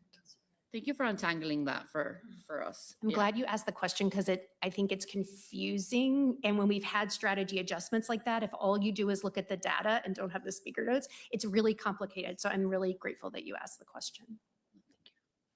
Can I go to mine? Did you have any other? No, I'm good. Okay. For me, I want a couple of things. I just want to make, because I was listening to Board Member Haynes' question, and I want to make sure we're all talking the same language. Because I do see there's an importance to understand how all of our students are performing. So versus the SES, the state will provide us with what we call economically disadvantaged, which is what we don't have data on. So the only time we'll know who those students are and how they perform will be in September-ish. Is that right? That is for the economically disadvantaged, I'm talking about correct? the economic disadvantage versus SES factors. We could kind of have created our own factors, whether it's around, I don't know, zip code, whether it's around, Like census blocks or census that blocks, type those of are different. thing. So a those are proxy totally for different. SES, yes. We're talking about waiting on the state data. We're talking about economic disadvantage. And the only time we'll know how they perform will be at that time of the year, which I do think our progress monitoring is specific around our goals and our interims. But I do think at some point we can request that data to see how those students perform in any of our goals. Not around a monitoring calendar, but we can always request that data to see how all of our students are performing. Am I right? Yes. Okay. Well, I think you made that more confusing. Why? So I'm raising my hand. That's why she's Yeah. raising her hand, yes. I get that we can ask any question we want to ask as a board, but I also think we should be a little more forthcoming to the public and to the community about where we stand with the economically disadvantaged, with the people who we know are more vulnerable to academic worse academic outcomes. That was the point. Yeah, I was not more, I'm saying we can always, hey, that can be a report done here at the dais if we request that. You know what I mean? Like, Oh, okay. not versus a report given to us individually. We could, I mean, but I was just saying, if we want to be a part of our progress monitor, we can do that too, but. We can. I And was really more talking about the language because there was the term SES used and versus economic disadvantage, which I think that they're similar but two different but things. not, yes, thank you for that things. call out. That's why I want you to be They're two different sure things, Yeah. because what'll happen is if you're talking about economically disadvantaged and then we say, well, you can't get that data throughout the year, then we'll reflect back on this meeting like, oh no, you can get any time of the year. So I think what needs to happen is what is available and when is it available? If you can make that distinction, like what does SES mean? Like, what does that mean? What type of data is that? What type of data is economically disadvantaged? Who owns it and when we have access to it? I think we know what I'm getting at. Just help me out. Yes, yes, kind of that's, the- yes. the- Yes. So the economically disadvantaged data, the state has that data. I don't mean owns it in a bad way, but and it really is the intent behind that is out of protection to make sure that there's no bias against a student who is economically disadvantaged. The unintended consequence of that is that we can't break down data the way we'd like to based on the metrics that they're using. And we would love to be able to do that throughout the year as well, because we do break it down by racial, ethnic, by specialized service, and we'd love to be able to break it down by economically disadvantaged and non-economically disadvantaged. What we can look at though, and what I've got written down is what would be other proxies available to be able to look at student socioeconomic status in our pursuit to understand more about students who both are achieving and who are not achieving. And that's what I'd love to be able to do some work with the team around and then be able to follow up with you around if that would work. Yes. Does that work, Board Member Hayes? Yes. Yes. Okay. Yes. My question is around guardrail 3 on slide 23. This is very important. I think this because when we did our questions and got feedback from the community around the vision and values, and this is one of the values I think that was important around social emotional support, character development, attendance, and of course access to enrichment activities. Now. I see where we're touching on social emotional support. I can see somewhat character. I know character development, we talked about this, and behavior can be correlated but different. But how will we be able to touch on attendance in this particular guardrail? Because I don't think any of these touch on that in this. We're not measuring it. Correct. We're kind of sad about that too. The tricky part about attendance is that it's actually not something that the superintendent has 80% or more control over. And so it is tricky to put in as an interim measure that would be a part of the superintendent and or subsequently staff's evaluation. That does not mean that we're not tracking attendance like crazy and that we can't share information about attendance. The implication is just that we would not put that as an interim measure that would have those kind of stakes to it because of the level of ability to influence that of superintendent and staff. So follow up to that would be, if we wanted to figure out something within attendance that we can control, which I think can be suspension levels, the number of suspensions that happens in schools. I think that's something that's within our control. Was there a thought process around that? Because when we say out of school time, we're talking about out of school suspensions, long-term suspensions. Was that a part of the thought process when we were developing these? We did not go into different variances of attendance. We took the words at face value, and we actually pulled the community engagement, the actual consolidation that had come from it. And character was listed, to be kind to others besides normal curriculum, moral learning to be able to resolve problems, respect and love. But we did not look at out of school suspension specifically as it relates to that. I think when we think about this guardrail overall, when we think about guardrail 2, we're thinking about the building as a place that's safe, physically safe for students to be. And guardrail 3, we're thinking about the building as an environment that is emotionally safe for students and would support their ability to have academic success.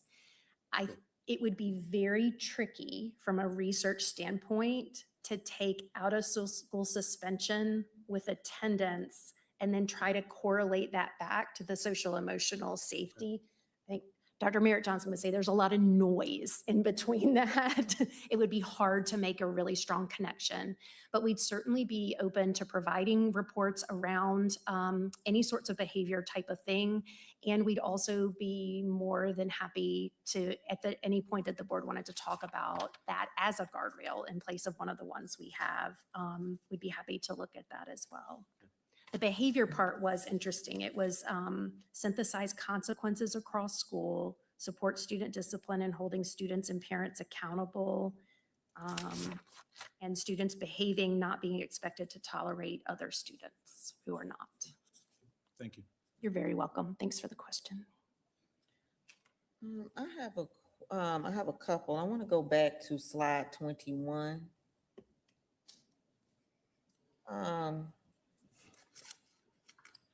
I think that it is concerning to me. I don't know how we got to the place of changing 2.3. And I know we're voting on the monitoring calendar for 2.3 of when it's reported, but the percentage of schools passing the lockdown drill, I don't think meets the spirit of guardrail 2. In particular, as we interplay the guardrails with execution of our goals, one of our tenets is that, we are able to recruit and retain teachers. So if we don't know, and this is national information about how teachers are increasingly feeling threatened in school.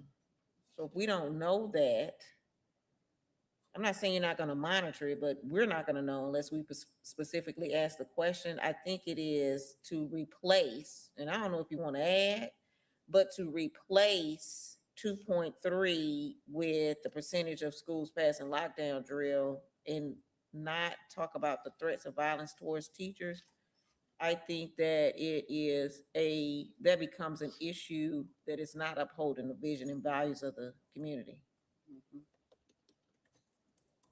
So I understand that you create the measures for the guardrails, but there should be some consideration of adding, if you want to report to us the percentage of schools passing down the lockdown drill. And then, also, I think it's important, but if we're going to talk about lockdown drills particularly, I think that there also has to feel a measure then that interplays, do kids feel safe in school?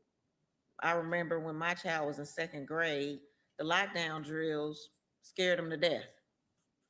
Because in his mind, particularly those ones that is almost like a simulation, they have a hard time distinguishing what's real and what's not. We need to make sure that we are in the right spirit of what's happening here. I think this is missing the mark. For slide 23, when we talk about what does you have to explain to me what social emotional competence means. I don't know. I'm having a problem with the term social emotional competence on 3.1. It would be basically, can students respond to questions on a survey that would tell us the strength of their social emotional skills. So questions that would on the survey would be things like this: boys and girls are treated equally well at this school. Adults at this school treat students respectfully. My teachers care about me. I feel like I belong. I feel like I'm part of the school. I'm certain I can figure out how to do the most difficult classwork. I can do almost anything if I don't give up. Even if the work is hard, I can learn it. So those would be the types of questions that would tell us, what do students, just at a very high level, what do students believe about their ability, their self-efficacy in being able to do, and being able to engage in the learning environment? And so how is that different from the school-wide character and personal belonging? Perceptions of school-wide character and Some of those can tell us both things. They can be indicators of both. A question that would be specific to character would be, my school helps students understand what positive character traits look like in daily life. Or my school encourages students to be welcoming, include those who are left out. My school helps students learn from their mistakes and take responsibility for their actions. Okay, so then how are we attributing 3.1 and 3.2 to social and emotional support? So this would give us an indicator across a school of the percentage of students that are answering or responding positively toward questions like, we treat each other respectfully. I have an adult who cares about me and takes an interest in my building. And the interesting thing is, then we're going to have a bird's eye view of that at the district level, but then we can also see by school, what's the health of the social emotional environment in that school. So then schools in their school improvement plan, all of our schools, in fact, we just worked on this at Summer Leadership last Thursday, have a goal for a part of their school improvement plan is aligned to the work here. So both our goals and our guardrails. And so if a school sees that they are not as strong in students being able to say, we feel strong self-efficacy, then they could put a goal in their school improvement plan around that. The other thing is it also helps them be able to, it's almost like an early warning indicator. If a student is responding negatively to all of these things, that's like a universal screener to say, we need to know more. And sometimes the truth of it is that all that can be going on inside a student and they don't say a thing. And so knowing these things is helpful. So I'm gonna take it a step further. And I'm gonna press on this because the amount of pressure that we are getting from the community in regards to social, emotional, mental health support for our students is tremendous. And I cannot say that lightly. And even this morning, I had a meeting about this very thing and children in crisis. And so I get the collecting the information part. So I'm not criticizing that. I understand we have to know it, but we also have to know then what? Like then what happened? Like we did what? Like we were able to support them or not? And we're not measuring that here. So that is a pain point, I think, for the community. Like we don't know what support they're happening. I know we have these things in place, which some of them are great. We have counselors, we got psychologists, we got all of the things, but how are we knowing, how do we know what is happening with children at each individual school? How do we know it's happening equitably? Because we've talked about it today is, numerous times, it looks like something in one school and community, and it looks like something, what is needed in something else. Like, so I think I get the sentiment of this, but I still feel like I'm, as a board member, I'm not going to be able to report back, okay, well, we had whatever, this school had 50% of the kids said, yes, I like it, I feel supported, but then I'm not going to be able to report back about the other 50% that don't feel that way. How would we measure that? I think what you're speaking to would be the tiers of support for students. Like if a universal screener says a student's in need of more support, then how do we know those students are getting that support? How are we measuring that they needed the support and are getting that support? And that's one aspect, right? So because something can be revealed in this type of survey, it could be it is an interaction with the teacher. It could be that the student called the whatever hotline. It could be that we found out through some type of conduct that this student needs this support. Like it could be a number of tracks that indicate that this social and emotional support is needed. Mm-hmm. And how well are we doing that and supporting that? Now, I'm realistic. All the problems can't be solved at the school. Mm-hmm. So that is a realistic thing. But is there a measurement of what we can do? We can certainly look at that. Yeah. We're going off of the feedback that we had originally, which was really based on, I think the comment was SEL classes and interest.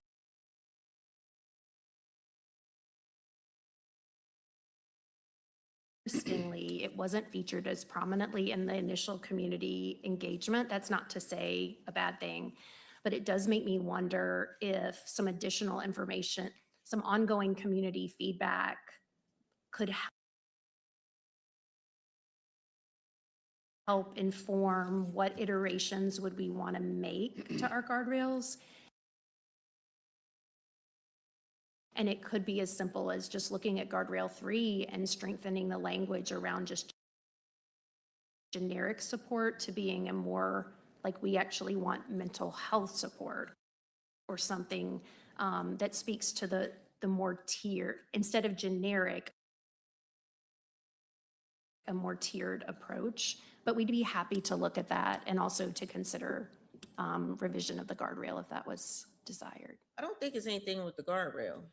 I mean, I don't think it's an issue with the language of the guardrail. I know it's generic and it's capturing it.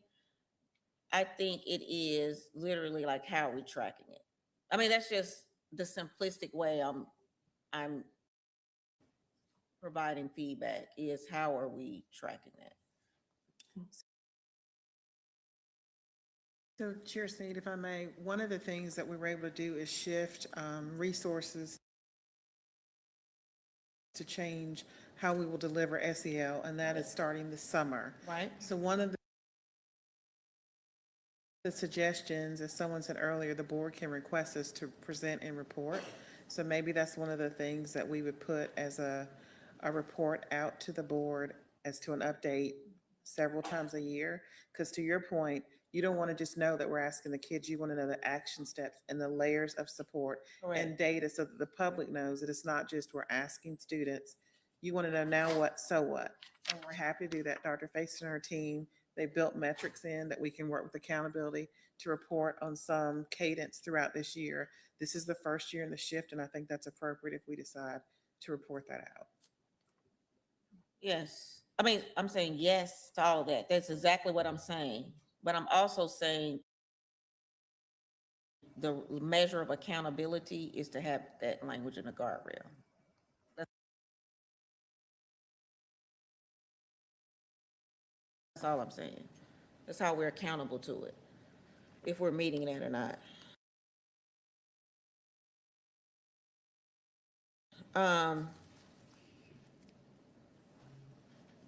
The last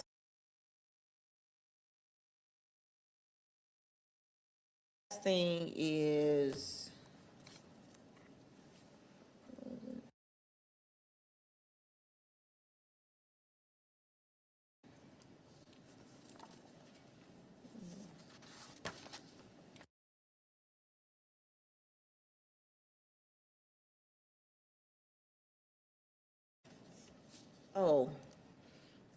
Correct, correlates to that.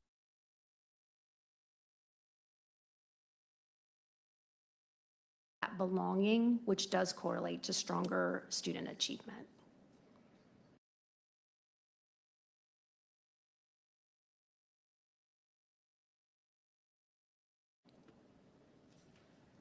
So then how will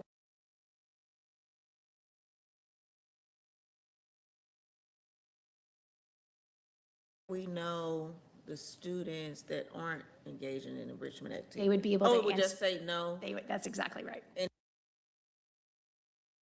that's what would be reported in 3.3. Okay, That's right. gotcha. All right. Yes.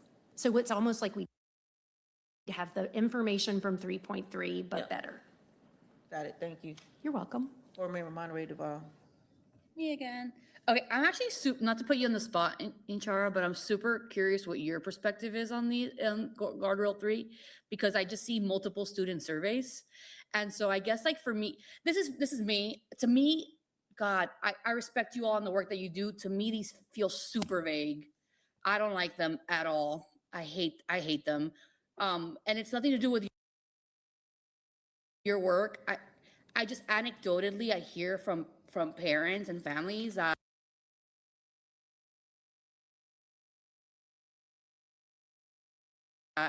like these surveys are not it. And I know we need a tool to measure.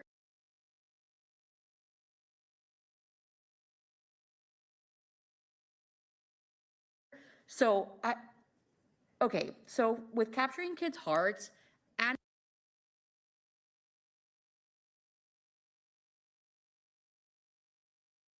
anecdotally, I heard from people that it was really like the survey and all of that were about like if you were compliant, if you were polite, if you said good morning, please, thank you.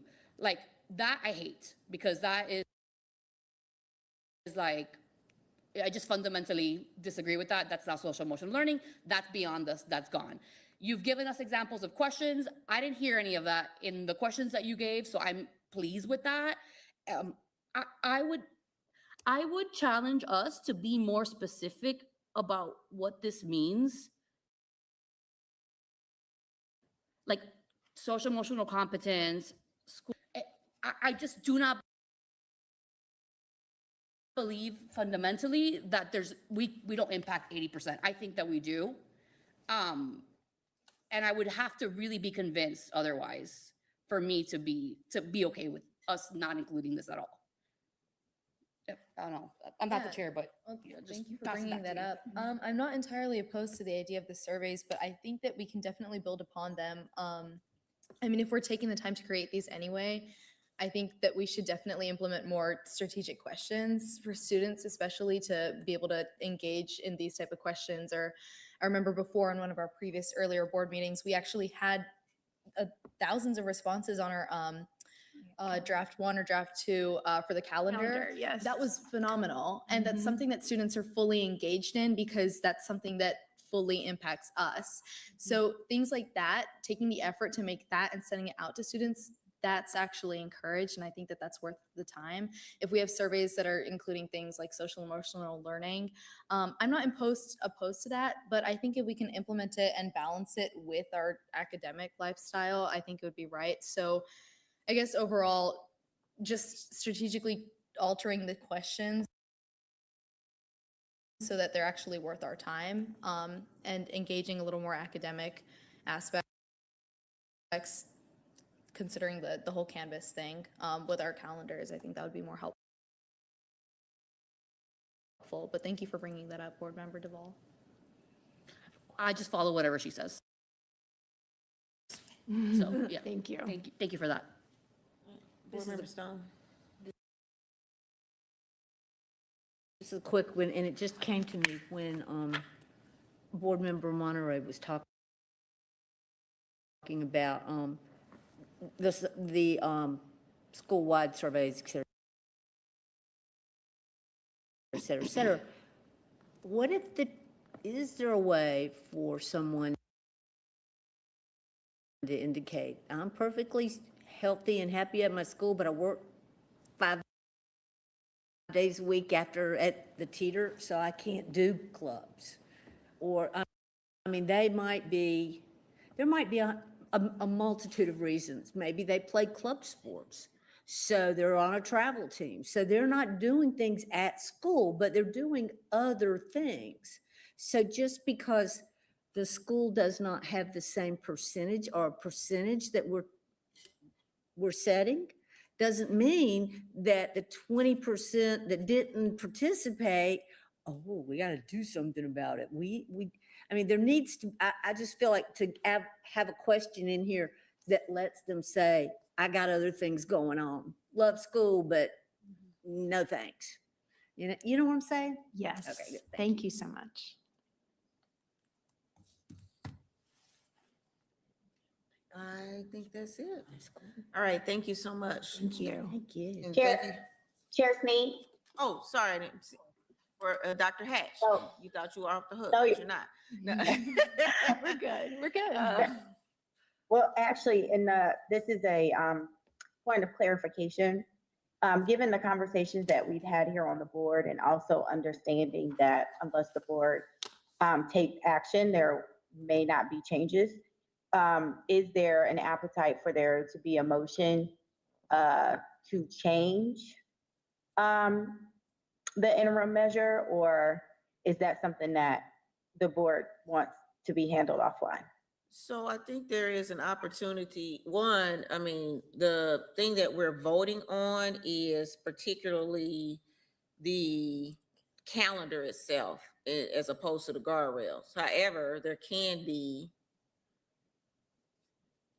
we say that that they come back with suggestions, other indications. Laughing because we see a little face popping in. It's funny. But there can be and I don't necessarily think that it has to be a motion. It could be, but one, the question is if we can vote on, I think the themes are the same. The themes aren't going to change and the pacing of it wouldn't change. So we could vote on the monitoring calendar today.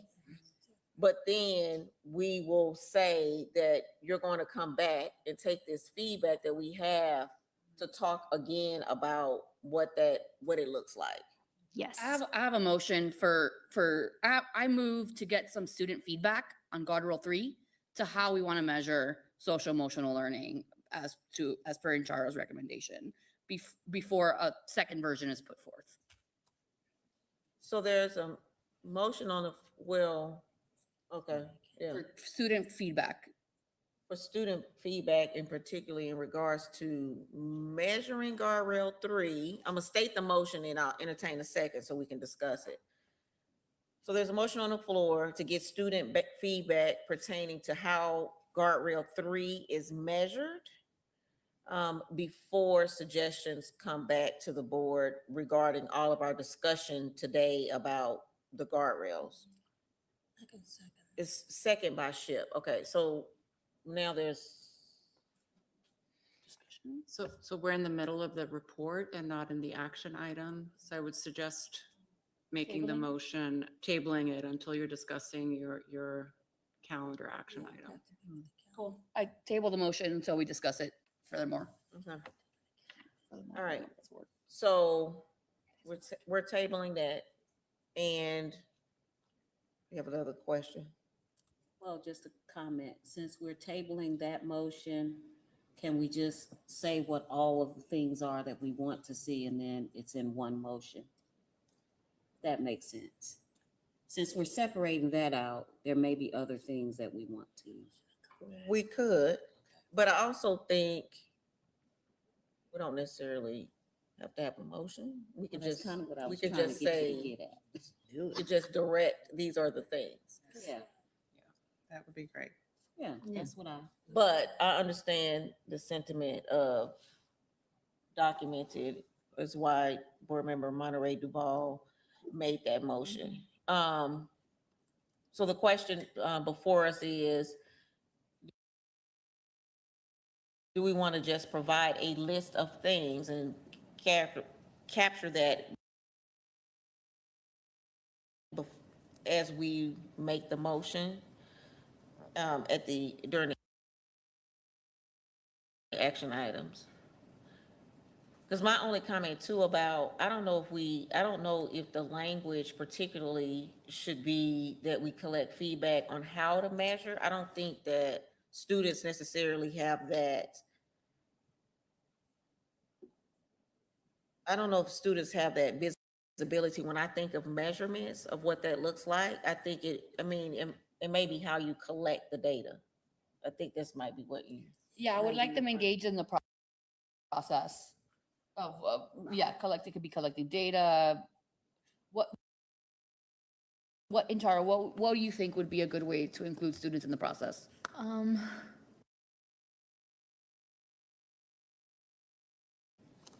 trying to think of what would be the most effective. 'Cause Without disrupting your lives.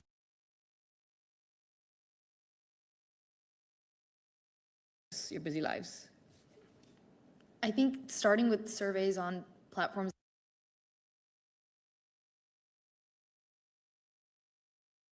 that would easily reach them, such as Canvas or anything on CMS Launchpad, or a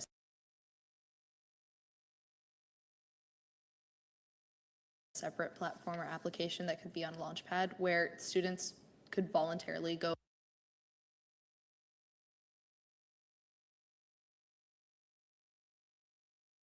put their feedback or input.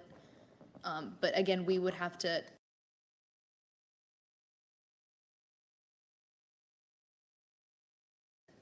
correctly engineer the questions directed towards them, so they're not just a waste of time.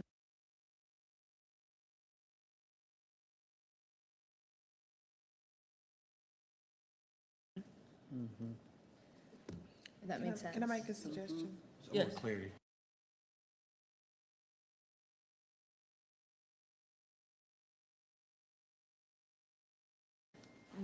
We have several ambassadors from every high school and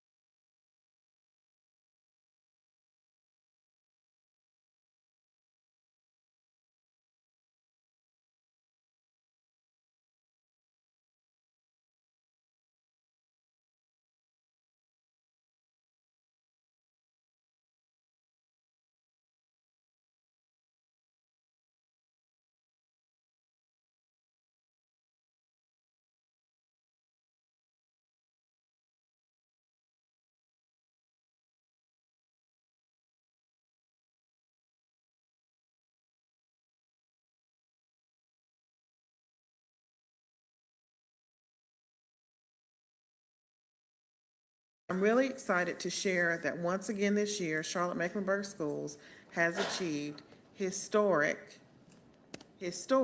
success in our academic growth, not just in student growth, but also in more students meeting and exceeding grade level proficiency, which has been driven by this board expecting us to meet our goals in college and career readiness. So we have more students today meeting proficiency by the end of the school year instead of us waiting on growth data from the state over the summer. So I want us to have one of the that was hard work on our students and our staff and our parents supporting our schools. We have several areas worth highlighting: elementary math, third grade reading, middle school reading and math, fifth grade science, and in our high schools. Wow, wow, wow is what I heard earlier: biology, math 1, English 2, and math 3. What I'm especially proud of is this: we saw increases across every single goal area. That speaks to the hard work of our teachers, school leaders, staff, and of course our students. Now, I do want to note that this is still preliminary, unofficial data, but is incredibly encouraging.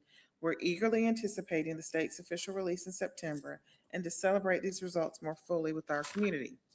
Our academics department has published a 2026 Summer Resources Guide to help students and families stay engaged this summer with learning and enrichment opportunities.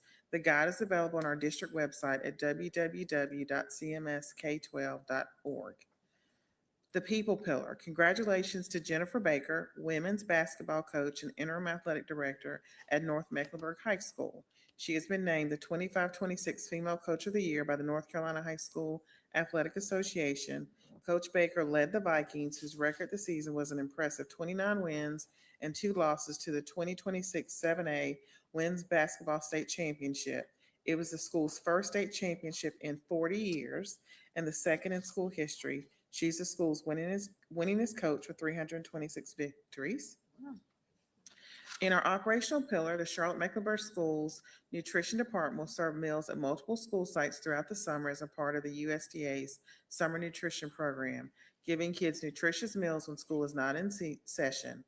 Parents and families, please visit the School Nutrition Department page on the CMS website for a list of schools. And then our engagement pillar. Graduating seniors at Harding University High School receive professional attire to wear for graduation and as they transition to their post-graduation pursuits, thanks to a community that supported this initiative called Dress for Destiny. Each student received a complete professional ensemble. Young men received a tailored pantsuit, dress shirt, and tie, while young women had their choice between a pantsuit or a dress. Every student also was fitted with brand new dress shoes, giving them a complete polished look from head to toe. Special thanks to Harding University High School Interim Principal, Dr. Erica Turner, and D. William Suits, and a host of others for helping our students as they move into the next chapter of their lives. This concludes my report. Thank you. Thank you. All right, board members, we're now in the action items of our meeting, and we need to complete the election of applicants to the Community Equity Committee. Per policy B-COM, and even years, the board may elect up to 20 members to the Community Equity Committee. Nominees must receive a majority of vote of the board members to be present to be elected, to serve on the committee. The individual elected tonight will complete a term that begins on July 1st and expires on June 30th. Every board member will receive a ballot with their name on it and the names of the 41 applicants. You will have 5 minutes to select up to 20 names. You will select the name by highlighting on your ballot. During these 5 minutes, you may consult with other board members around the dais. Under no circumstances may ballots be taken out of the chamber. At the end of the 5 minutes, Charles Jeter will collect the ballots. He and the other 2 members of the teller team will tabulate the votes. After tabulating the votes, they will be provided to me, and I will announce the names of the persons elected to the committee. If fewer than 20 individuals are announced, I will ask if there is a motion to begin another round of voting. The board will repeat the selection process if such a motion is made, properly seconded and approved. Board members may only select the number of names equal to or less than the remaining seats.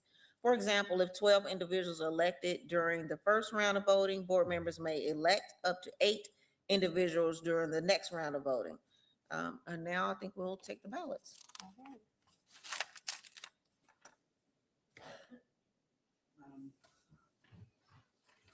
Please write your name. Eric Cortez Escalante is that name. If you want that one, pick that one. Eric Cortez Escalante was inadvertently left off, so please. There. Eric Cortez Escalante is there. Did you make that correction I said earlier? I missed the one. That's the other one. Eric Cortez Escalante is right there. So if y'all want him, please vote for him. I'll do it. Eric Cortez Escalante is right there. You two do. Yeah. Madam Chair, Dr. Hatch and Dr. Witherspoon both have their ballots. They're going to take a picture of them, send them to me in order to cast their ballots. Clock is running.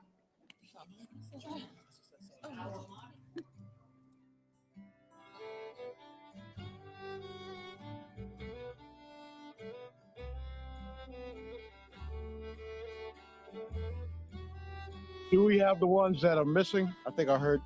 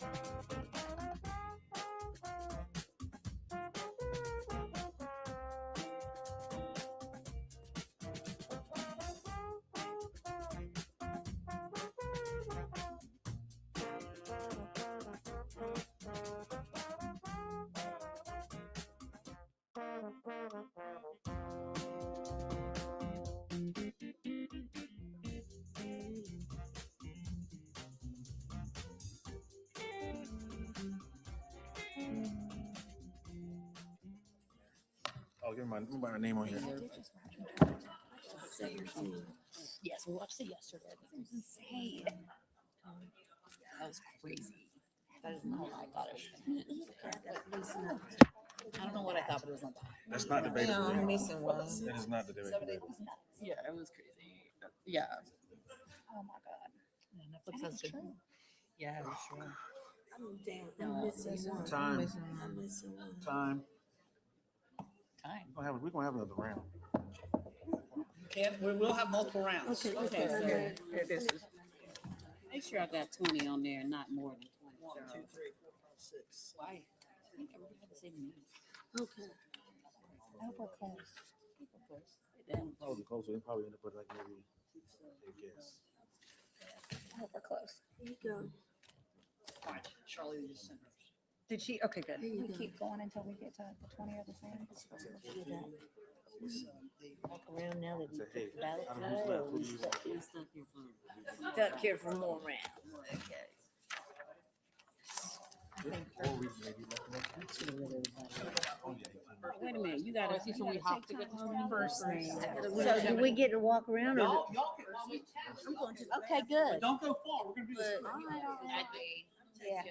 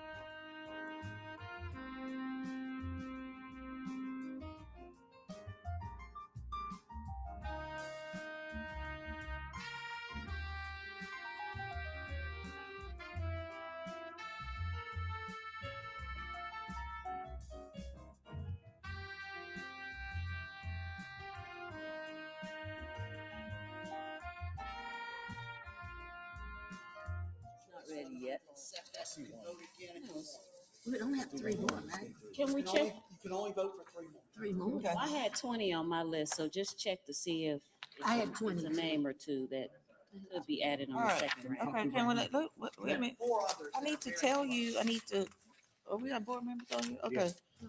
All right, okay. The board members, there are, from the first round of voting, there are 17 names. I will read them. They probably need their paper. Yeah, where's the paper? They probably need their papers. No, we don't have any papers. Like to see, because they're not gonna remember all the names that I read, so they need their papers back. You see what I'm saying? These are blank sheets. So that we can look at who the. They need the original voting back. I didn't write my name on mine. You're supposed What's mine say? Well, hell, The goal. sorry. Sorry. All right, So from round one, the members of the equity committee are as follows. Andre Horton, Chelsea Sanders, Erica Hempfield, Felicia Glover, Amani Lassiter, Gaynor Russell, Jantel Worrell, Kristen Ward, Michelle Pettiford, Miley Spratt, Maya Davis, Nasif Majid Jr., Roxana Deshawn Myrie, Sakina Showers, Tavante Gray, Tiffany Orr. This doesn't mean anything. That's Eric. That's Eric Cortez Escalante. And Eric Cortez Escalante. Very I know, concerned me about too. that. So that's a total of 17 names. As I announced, if there are fewer than 20 names, the board may make a motion to engage in another round of voting. So moved. Second. It's been moved by Haynes, second by London. All those in favor, by show of hands. It is unanimous, Madam Clerk, with 7. So y'all are going to, now keep in mind, and we're handing out the ballots, the names that are marked off are obviously names that have already picked. As you get these ballots, you can only vote for 3 people this time. You can only vote for 3 people. What's the question? Okay, no question. Oh, we're voting We're just again? talking. Oh, We're my just bad. voting Sorry. again. Yeah. You can only vote for 3 people this time. Okay. We get new ballots. We're Getting new ballots, the new Okay. ballots, I yes. Getting a new ballot. I see. Yeah. The ones that have already picked have been marked off, because you can't vote for them again. I need another one. I didn't get one in. We're Oh, We're working on sorry. My bad. Life used to be.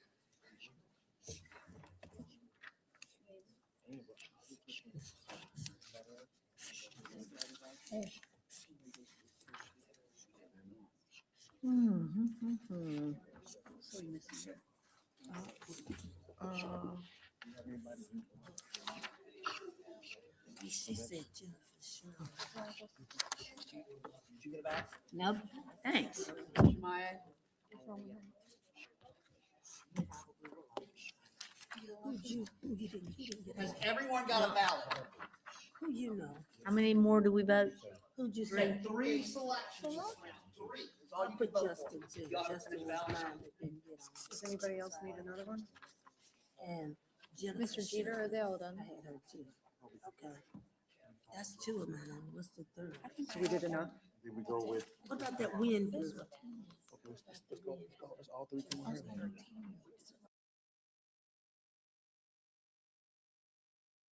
Okay, yeah. I'm gonna do.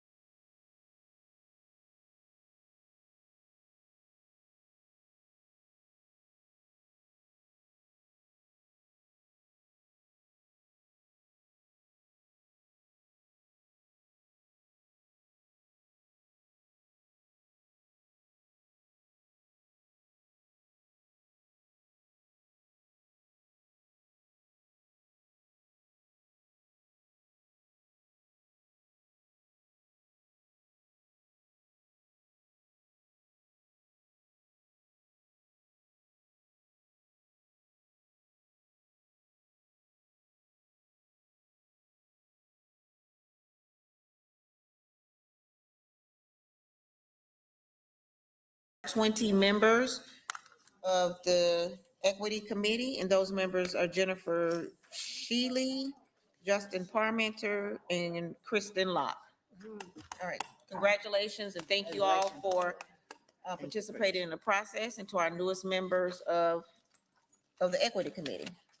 All right, next item on the agenda is the recommended approval of the 2026-29 Charlotte-Mecklenburg School Student Outcomes Focused Governance Monitoring Calendar. For this motion, I turn to board membership. Thank you, Madam Chair. I move to approve the 2026-2029 Student Outcomes Focused Government Monitoring Calendar as presented. Second. Would you like to speak to your motion? No, they did a good job of doing that earlier. Staff did a good job. Any other discussion? So I do just want to say one comment just to be sure. Again, we were voting on those. We're voting on the timeline that the interim measures. It does not mean that the interim measures itself cannot change. Beth Thompson is giving me the thumbs up that she is going to give us a summary of the things that we mentioned after our robust discussion, and to talk about, can there be some tweaks into some of the language of the interim measures. And with that, I'll call for the vote. So by show of hands, all those in favor? 3, 6. Oh, Monty's gonna get a verbal? Yes. Yes. And, oh, I can't even see you, Charlene, but, Yes. yeah, so it's unanimous. All right, the last item is the recommended approval of 26-27 Curriculum Associates iReady Sole Source Procurement Sole Source Procurement Contract. And before I turn to Board Member Rankin to make this motion, I turn to Dr. Balknight to speak to it. Yes, ma'am. I have Chief Thompson and Chief Bach coming up to just share a brief update about iReady. Good evening, Madam Chair, members of the board, and Dr. Balknight. Tonight, we would like to present or provide you with context regarding the district's continued use of iReady and how it fits within our broader instructional ecosystem. CMS, Charlotte-Mecklenburg Schools, continuously reviews instructional tools, assessment practices, and implementation expectations to ensure that they remain aligned with research, district priorities, and student needs. We know that students learn best through high-quality instructional practices that include discussion and collaboration, reading and writing and problem-solving, and meaningful interaction with teachers. So we just want to open up with that bit of context.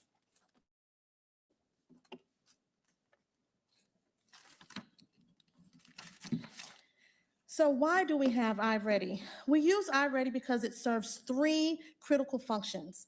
It helps teachers to quickly identify where students have learning gaps or where they need advanced challenges or acceleration. It provides personalized instruction tailored to each child, and it helps us to be able to track student growth over time.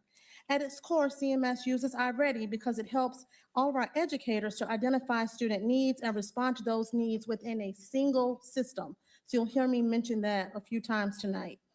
We realize that excellent teaching must remain, and it does remain, the most important school-based factor in student learning, and teachers continue to rely on classroom observation, student work, and daily assessments and professional expertise every single day. iReady is just one tool that supports those decisions that teachers have to make on the fly many times, and the platform supports several important functions, including screening, which you know is a state mandated. We must have a screener. Diagnostics, looking at diagnostics, making sure that we have planning for intervention, progress monitoring, instructional resources, and personalized. We talk a lot about how are we moving students who are furthest from the goal, but how are we also not forsaking those students who need to be accelerated. So personalized pathways. But one of the greatest strengths is that it helps educators move beyond simply, I think we talked about that tonight, on knowing the what to also knowing the why and the how to then respond. And not only how to respond, but it gives educators tools where they can actionable tools and items to move students forward. It helps to pinpoint specific skill gaps and provides information that supports instructional decision-making. And the platform helps us to create a common framework across all of our schools. So teachers, interventionists, school leaders, and district staff can access common reports, use common language, and make common informed decisions based on individual student needs. Now, ultimately, the single platform, and I'll keep coming back to that, does not replace teacher expertise in any way. We know that technology is a force multiplier, but it is not in replacement of an effective teacher. Rather, it helps strengthen it by providing timely information and resources that help support instruction and intervention. So we talked about the various functions and why we use iReady, but when we look at these particular functions, which of these functions are actually required? So when we look at these three functions, identifying learning needs, so our screener, delivering targeted support in alignment with what we find in our screeners, and then monitoring the efficacy of those particular interventions or acceleration opportunities on student growth, it's always important for us to understand that they are not simply features of a software platform or iReady.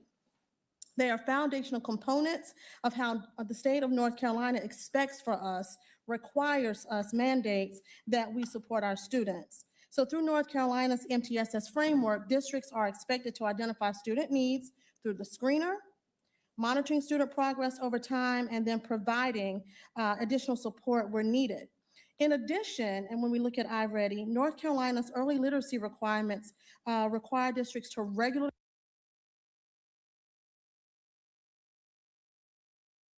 assess and monitor the reading progress. And so when we think about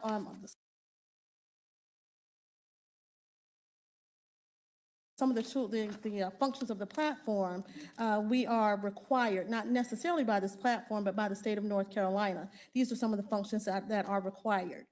One of the advantages, so you heard about this notion of sole source tonight.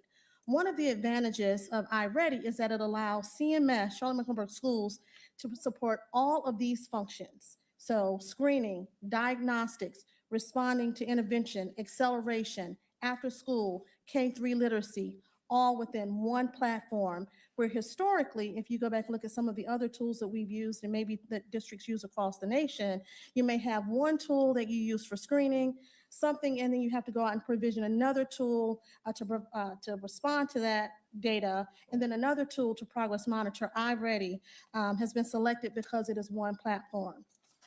And most importantly, it provides teachers provide the instruction and the intervention. The platform simply provides the information and the resources that help teachers to respond to student needs more effectively. Now, what would happen if, for some reason, we make the decision not to use iReady moving forward? So another important consideration tonight is this onus of stewardship. So we've certainly heard themes around stewardship, and we know that we're in times where that is even more important. And so, in thinking about public resources, so we have conducted a comprehensive, Charlotte-Mecklenburg Schools, we have conducted a comprehensive procurement process that evaluated the instructional impact, the functionality, so we talked about all those pieces, operational efficiency, implementation and support, and the overall value to the district, streamlining into one platform.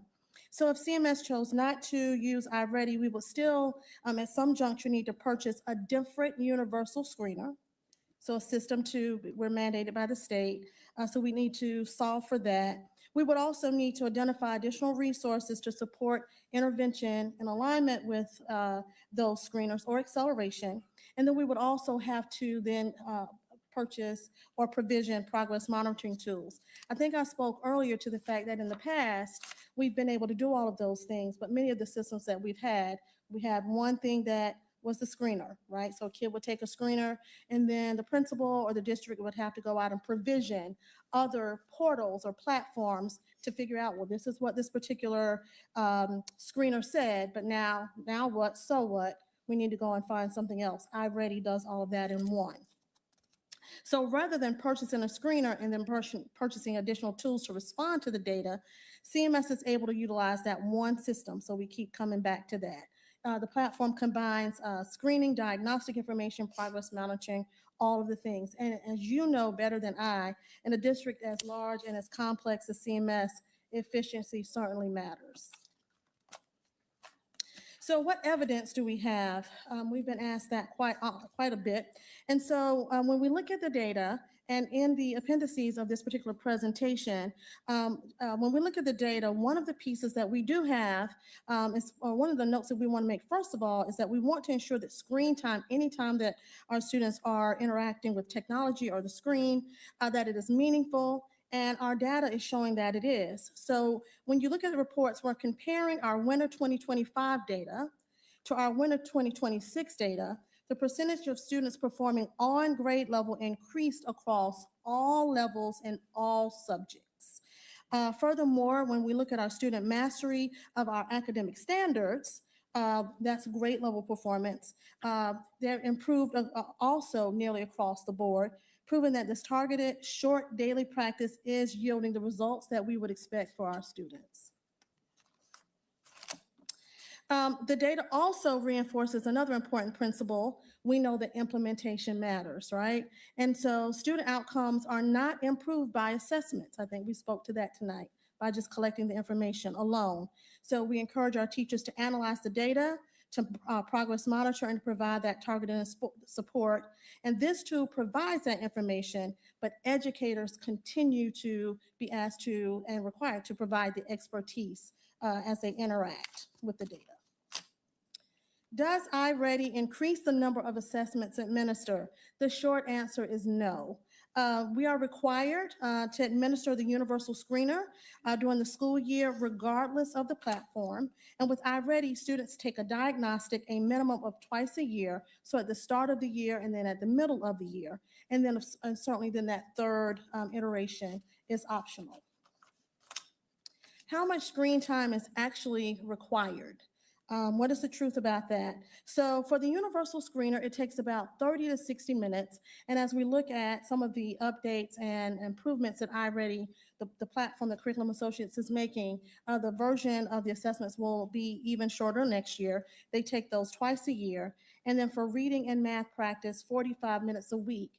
But when we actually went back and dug into the data to look from kindergarten to 8th grade, on average, it's about somewhere between 5 to 7 minutes on average from K-8s. Now we know that when you're thinking about an average and an aggregate, it may be more or less, per student or by classroom. But when we did do the analysis and run the analysis, it looks like it's about 5 to 8 minutes per day for students in K-8. And then I think this is one of the most important pieces that you may want to hear about tonight. So what efforts are being made to reduce screen time overall in the 26-27 school year? So as we look ahead, our focus remains on ensuring that instructional tools support learning in ways that are balanced, purposeful, and developmentally appropriate. One thing that we know from implementation science is that implementation matters as much as the tool itself.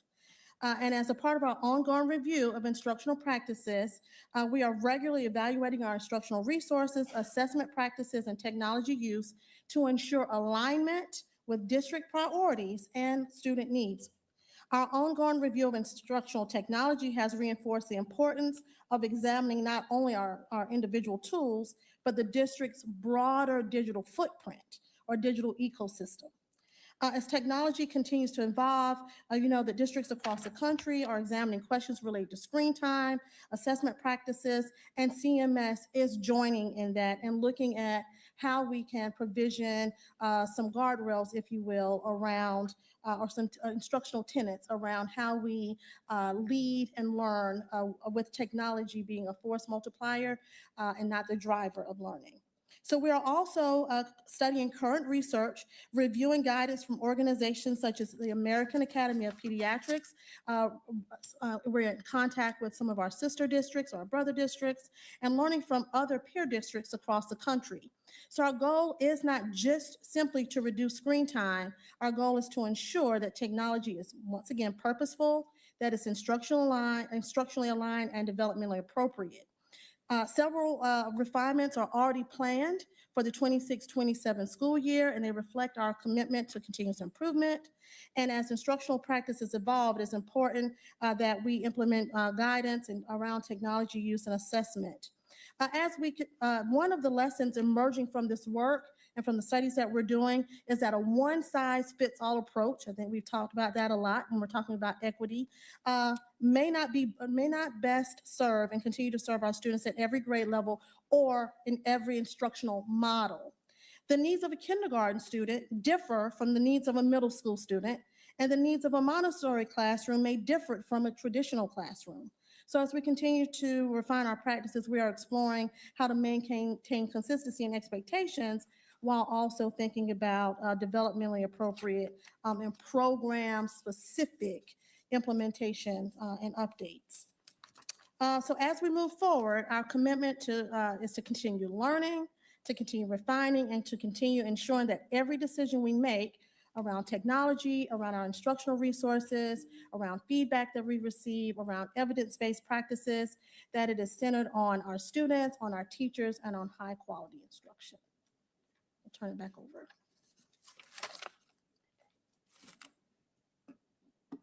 Thank you, Dr. Bob. All right. I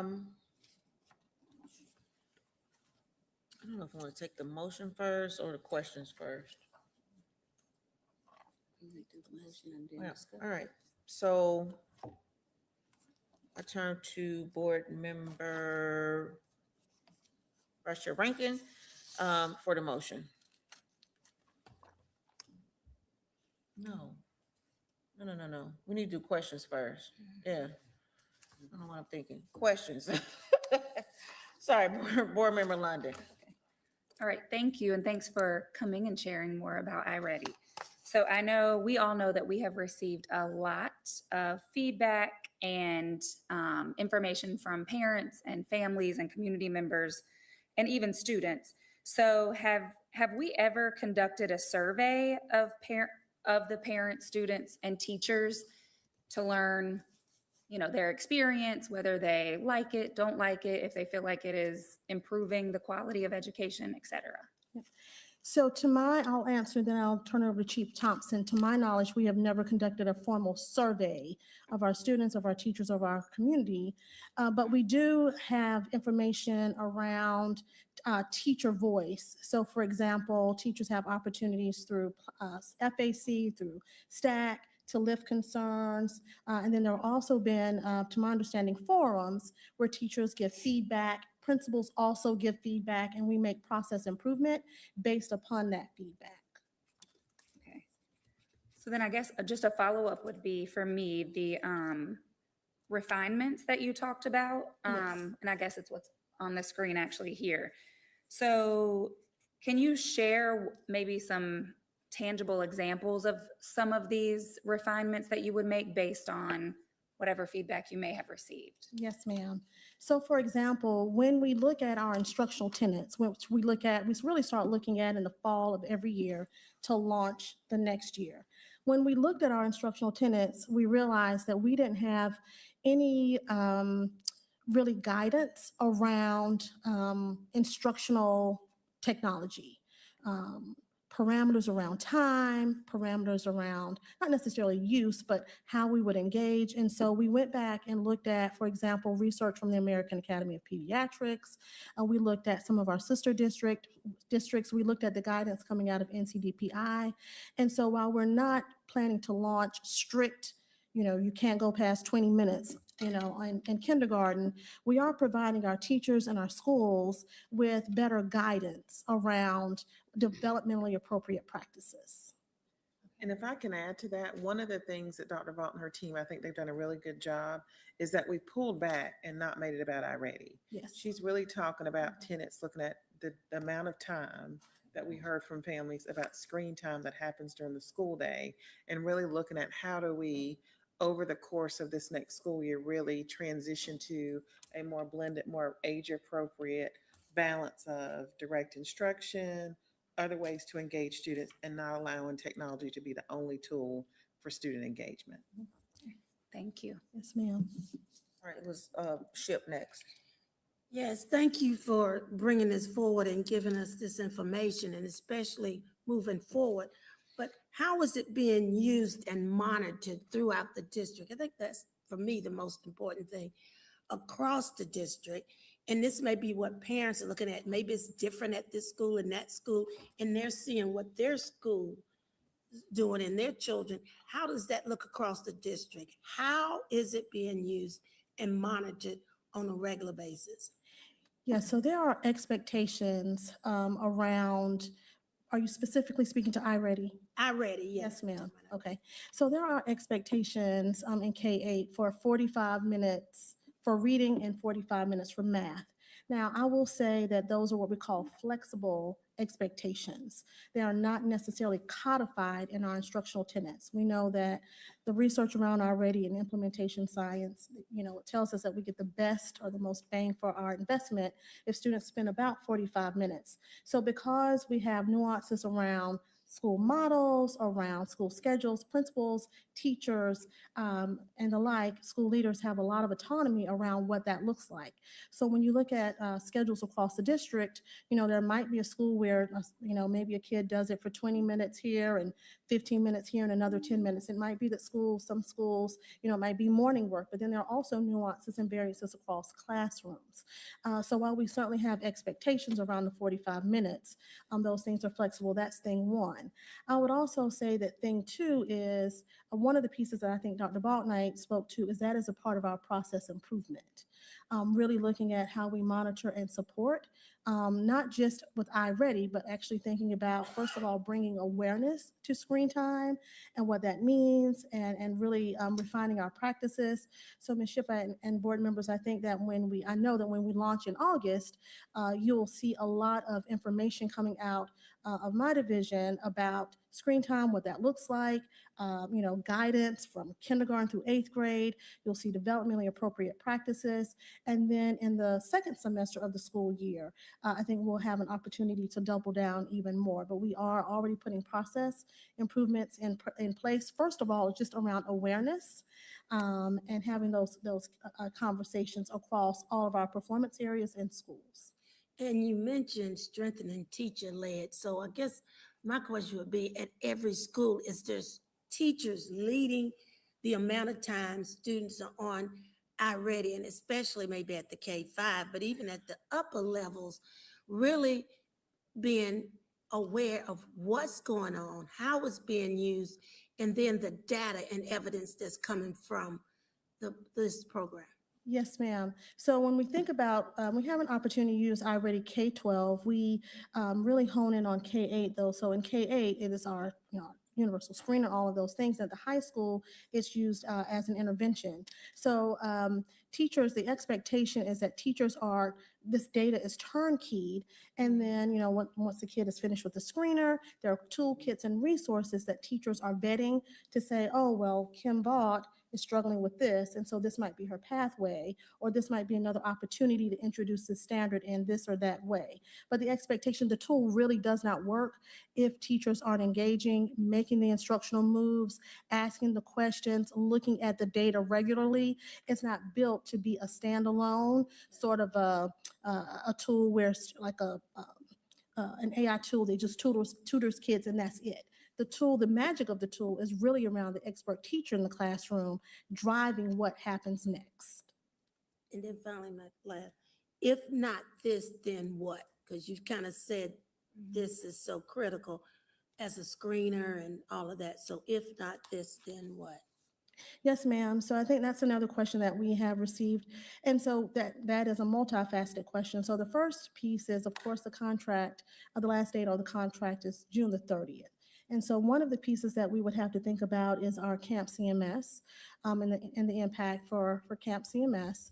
And then thinking about a procurement process as we think about our required screener in August. And how that might go. And so there are some implications as we think about just moving the procurement process along and thinking about some of the state requirements that I spoke to. And if I can just add, I think two things that are important. Dr. Vaught talked about earlier that if we moved away from iReady, we would end up purchasing 3 or 4 products. Yes. to replace. So the other thing for the teacher that has such responsibility, now I have to interface with 3 or 4 different platforms, learn how to analyze the data. And back to your earlier question, how do we know as a district that, I think the question is that it's not being overused at any particular school? Chief Thompson can speak to how they have a dashboard that they can monitor. So that's something that we can look at moving forward, that we look at as we look to make sure schools are utilizing it appropriately, that we can also make sure that we don't see a school that is, for example, having students work on it for more than 45 minutes per content area per week. And so we can look at that data through that dashboard. And Chief Thompson, I don't know if you want to add anything to that. And that covers it. Thank you. All right, okay. Board Member Monterey Duval. Thank you, Dr. Vaught. I have I heard a few keywords. Bear with me here. You said screener. We have, screener. What is beginning of the year? What is DIBELS? What is MVPA? iReady, to me, I don't know what we're screening. We're acting like iReady is this amazing tool that we have just said we can't use standalone, but we need for all these things. So I'm just like confused because we don't talk about it during progress monitoring. And now iReady is super important. So I'm just like, I'm curious because as a parent, I'm just gonna step out of my board hat and go as a parent. Of course. When I sit with my teacher, we are never talking about iReady. We're just not. iReady tells me, Liz, go as a parent, go count 10 bubbles with your child in the zoo. I'm not gonna do that. It's not helpful. I'll say that. So the screener, like how many screeners do we need? Like, because MVPA is a screener, DIBELS is a screener, beginning of year is a screener, in my opinion. So I'm just like, how many screeners? Next thing, I hear sister schools. I do not give a DAMN about sister schools unless we are talking about the top urban school districts in the country and what they are doing. Sorry. So unless we're referencing a top school somewhere and that's our sister school, my ears are open because we're supposed to be the best. So I just that's not acceptable to me. So please explain screener. And then intervention, to me, intervention, last thing. Intervention, that's another keyword. To me, that's the job of the teacher to create interventions. So what's the point of the progress report? What's the point of the observation? Aren't those interventions within themselves? So how many things does a teacher need to know? I just feel like it's confusing. I'm sorry. And I don't and I've talked to so many educators and I just don't think that this is making their life easier. And so I want to figure out what's the minimum viable product that we need to deliver excellence to our kids. I just don't know. I get what you're saying, 4 things but it's not working. That's Liz Monterey Duval. So if I could just say before Chief Thompson speaks, iReady is working. And so if we're not speaking about it enough when we're talking about SOFG, you have to be able as an educator to triangulate data. So if we use one data point to make a decision about a student, then we could support the student. We can miss opportunities to support the student.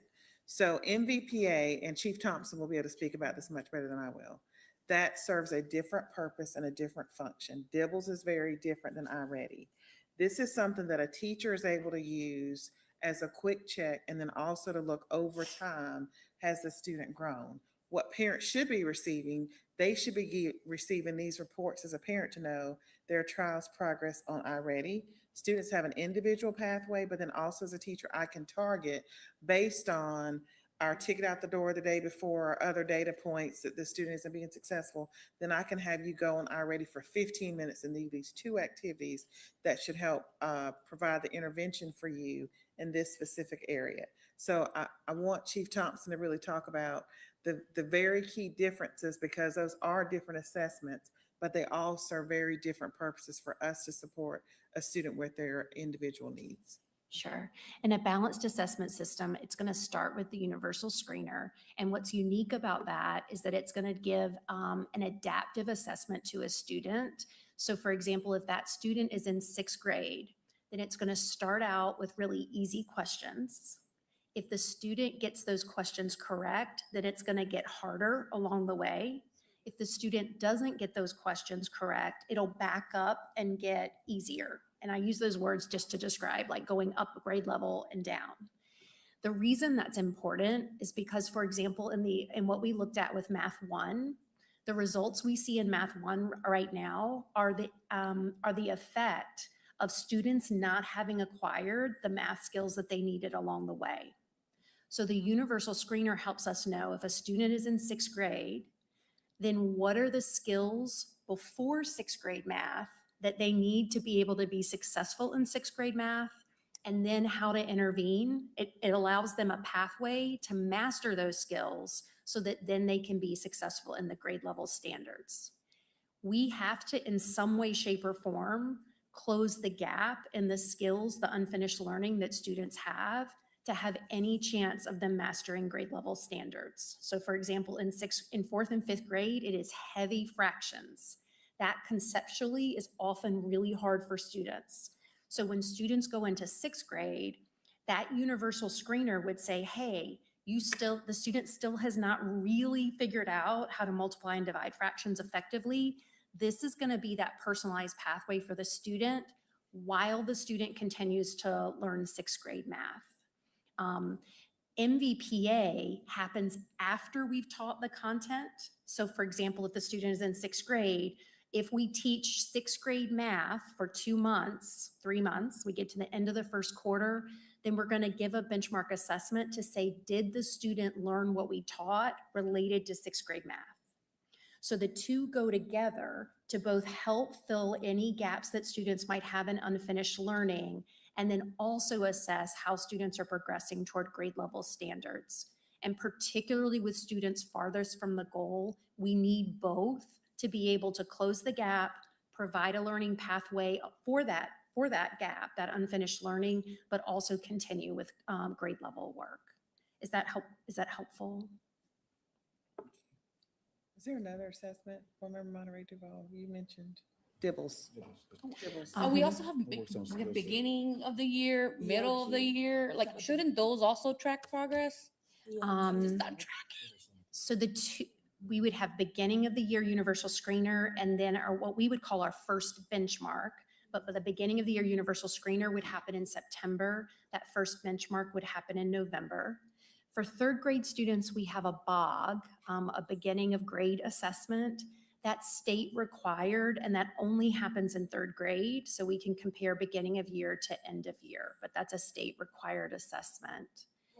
But we look at beginning of the year for K through 2. And for K through 2, there's a Dibbles assessment that happens in September, again in January, and then again in May.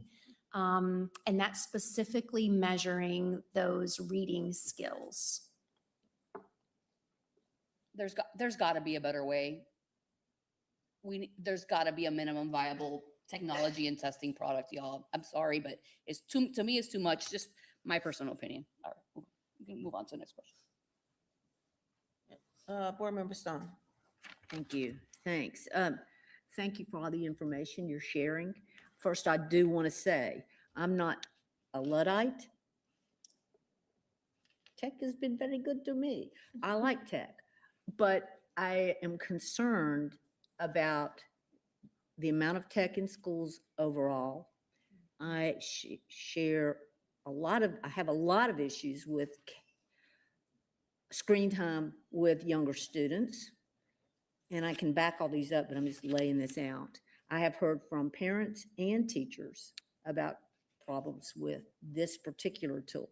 I recognize the need as a former classroom teacher of the roll-up of data, but the data has to be bulletproof for me to be satisfied with that. And I have received some information that makes me think, well, iReady's not as bulletproof as we would like. It was not bulletproof when it was paper pencil because I was using it to prep 3rd graders paper pencil. Having said all that, I recognize the need for a tool. I have questions about iReady. It says that it's been reviewed, but and the big review that they tout is the one conducted by Johns Hopkins, which Curriculum Associates paid for. Curriculum Associates owns iReady. I have some issues about how the data that is collected by the system is being handled by the company. It is currently facing a lawsuit by 2 parents in the Los Angeles School District concerning data breaches of personal data because it gets all the data. It's not just the scores, it gets demographic data. It also is able to, and I don't even know how this would happen, but I have heard, not verified, that the SEL information that we would like to get, Curriculum Associates is getting it through iReady. I don't know how, but that's what their concern is. Also, there is an instructional concern that I have in that because it's an iterative and the students go as high as they can until they reach a certain benchmark or a certain number of where it's not, they're missing a higher percentage than they're passing. Well, then the system will say, oh, but look, you just, let's just say it's basic multiplication. And the kid can do 2 times 2 because they know 2 times 2 is 4. Oh, well, look, it's going to go ahead and start presenting lessons to them that maybe they don't have the grounding or the foundation in. So it's going to show them ways maybe to get at answers using strategies or algorithms to find an answer versus actually learning what to do when you are sitting there and you're dealing with it in real time. So I do have a lot of concerns. I recognize the need for this, but I'm not convinced. So I have 2 things. One is there an oh yeah, and I've heard about parent breakthroughs from when kids are on devices and they're seeing stuff that's coming through YouTube or something like that. I've also heard, I've got parent email that, oh, my kid just couldn't figure out why the math scores were so low. The kid loved the frowny faces that showed up on the screen when they got the wrong answers. So they were purposely choosing wrong answers to look at the screens. Young kids would do that. So I think we need to really seriously consider this. I have a problem with using a sole provider concept because I just worry about too much being in one basket and what happens when a piece of the basket falls out. But so all of that then I think really calls us to examine very carefully, is this the right tool for us? Can we find something? Can we use this in certain situations until we do find something else that works better for us, that is more reliable, that is more appropriate?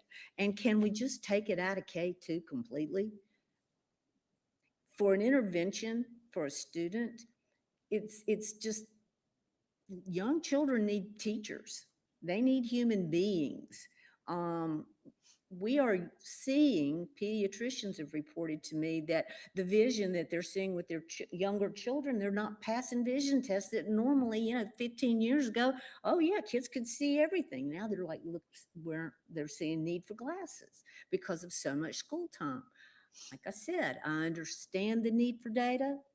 I understand the comprehensiveness of this and the ease of use for hey, it's a dream, but there's some things about it that really should concern all of us. And so I'm just, if at the very least, could parents have an opt-out? If at the very least, can parents opt out? Because they can't, a parent told me this morning, well, I've never been able to get in there to see what the iReady looks like because they've tried it with their kid at home. The kid couldn't do it. So anyway, that's where I'm standing. So I'm just going to have to go ahead and say I'm going to vote no on renewing the contract, but I'm open to further opportunities for discussion. So I'm just putting that out there. I don't know if it's a response. I don't guess I asked you no question. You didn't ask, you made Sorry. a statement, you didn't ask a question. Okay, so what kind of research would CMS do if you had the opportunity to do it? I would say that we've already done a lot of research. 24 months ago, we had multiple products. We had schools doing different programs at different schools. So we had schools actually using more technology platforms. A part of this work with efficiency and being able to pay for this platform, we reduced significantly the other technology platforms in schools. The other thing that we found is that school A had one platform, school B had another. So an individual school could use that data, but we as a district could not roll that data up to benefit Right. and for us to deploy district resources or to adjust our resources in the summer to support the next school year. And students absolutely need a teacher. Nothing replaces a good teacher. However, we know that our teachers come in different levels of skills because we're not getting the traditional, all of our teachers from an ed program. And so as we're supporting our teachers, this program also helps teachers help diagnose what are the next steps, or when they get their MVPA data, this data tells me I need to do this. This gives them a way to support those students. One small piece of that, the very same way that we now are using Conmingo in high school, and we're seeing great results with that just starting second semester with our Math 1 students. So it's not so much this one piece that is the difference. The benefit of iReady is that it's one platform. So people may not love it, but then I learned one thing, it's consistent across the district. We can roll the data up as a district and look at the data so that we know how to deploy district resources. There are schools, for example, that we send additional support to for the last 8 weeks of school because we're able to look at multiple pieces of data.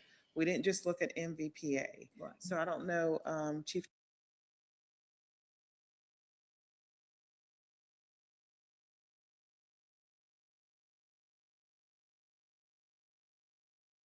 Thompson, if there's anything I left out there, but a lot of research was done. We absolutely monitor it even more. This has been in the district, I think, 2 years, and there's some things that we can do to support it. We can certainly continue to explore to see if this is what we need in future years.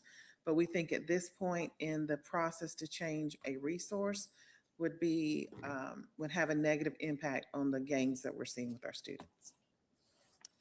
So could I follow up then?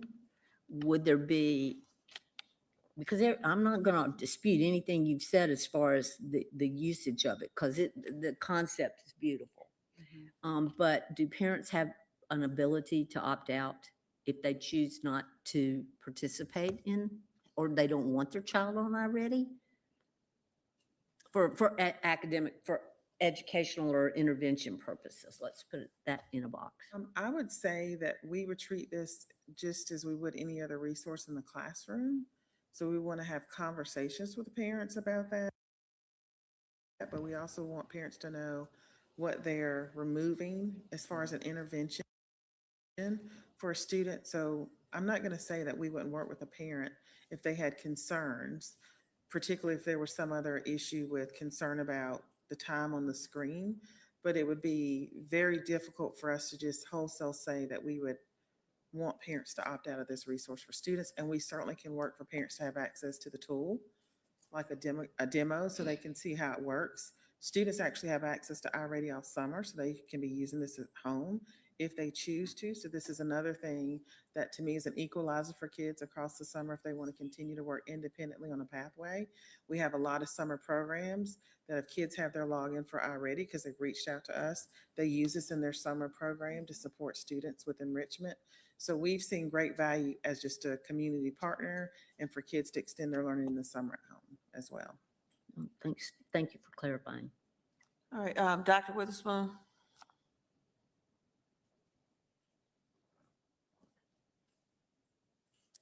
Thank you. A couple of questions. You kind of answered several of them. I was really concerned about the risks, the interruptions, the impact at the school level with teachers and students that they will experience if we were to do away with, not renew the contract. And also, you know, what would happen with the data. Also, let's see, you captured the question about how do the products well, we didn't say specific products, but I guess I was wondering how would other products compare to iReady that meet state requirements? But here's really what stands out to me as far as instruction. What are we seeing? I guess let me frame my question correctly. You just mentioned that there are certain schools where you deploy certain resources towards the end of the year based on the data that you collected around iReady. And I'm just wondering, I think you've alluded to it, but what circumstances, speaking about instruction, would I expect to see in a school or classroom where there's an over-reliance, so to speak, on iReady use? So one of the things that I think we talked a lot about, not just focusing on iReady for screen time. That's one piece that we're working on, process improvement.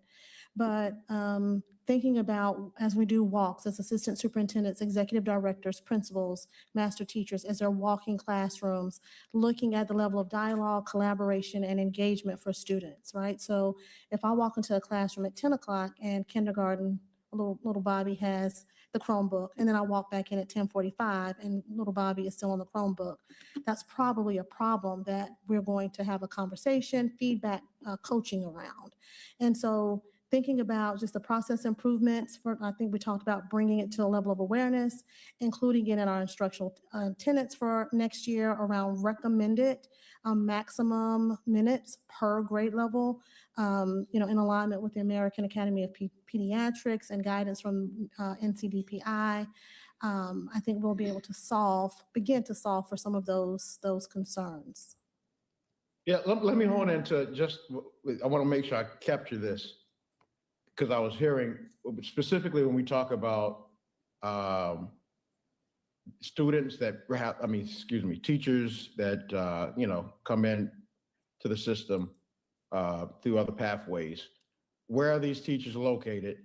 And I'm just kind of being frank, where are the schools where there is an over-reliance on iReady? And I'm asking that because if we're using iReady, if you're using iReady to deploy certain supports to these schools, if it is stopped, how do you fill those gaps? So Dr. Witherspoon, that's a great question. I think two things. Let me clarify. I'm not saying that there's a specific school that's overusing iReady.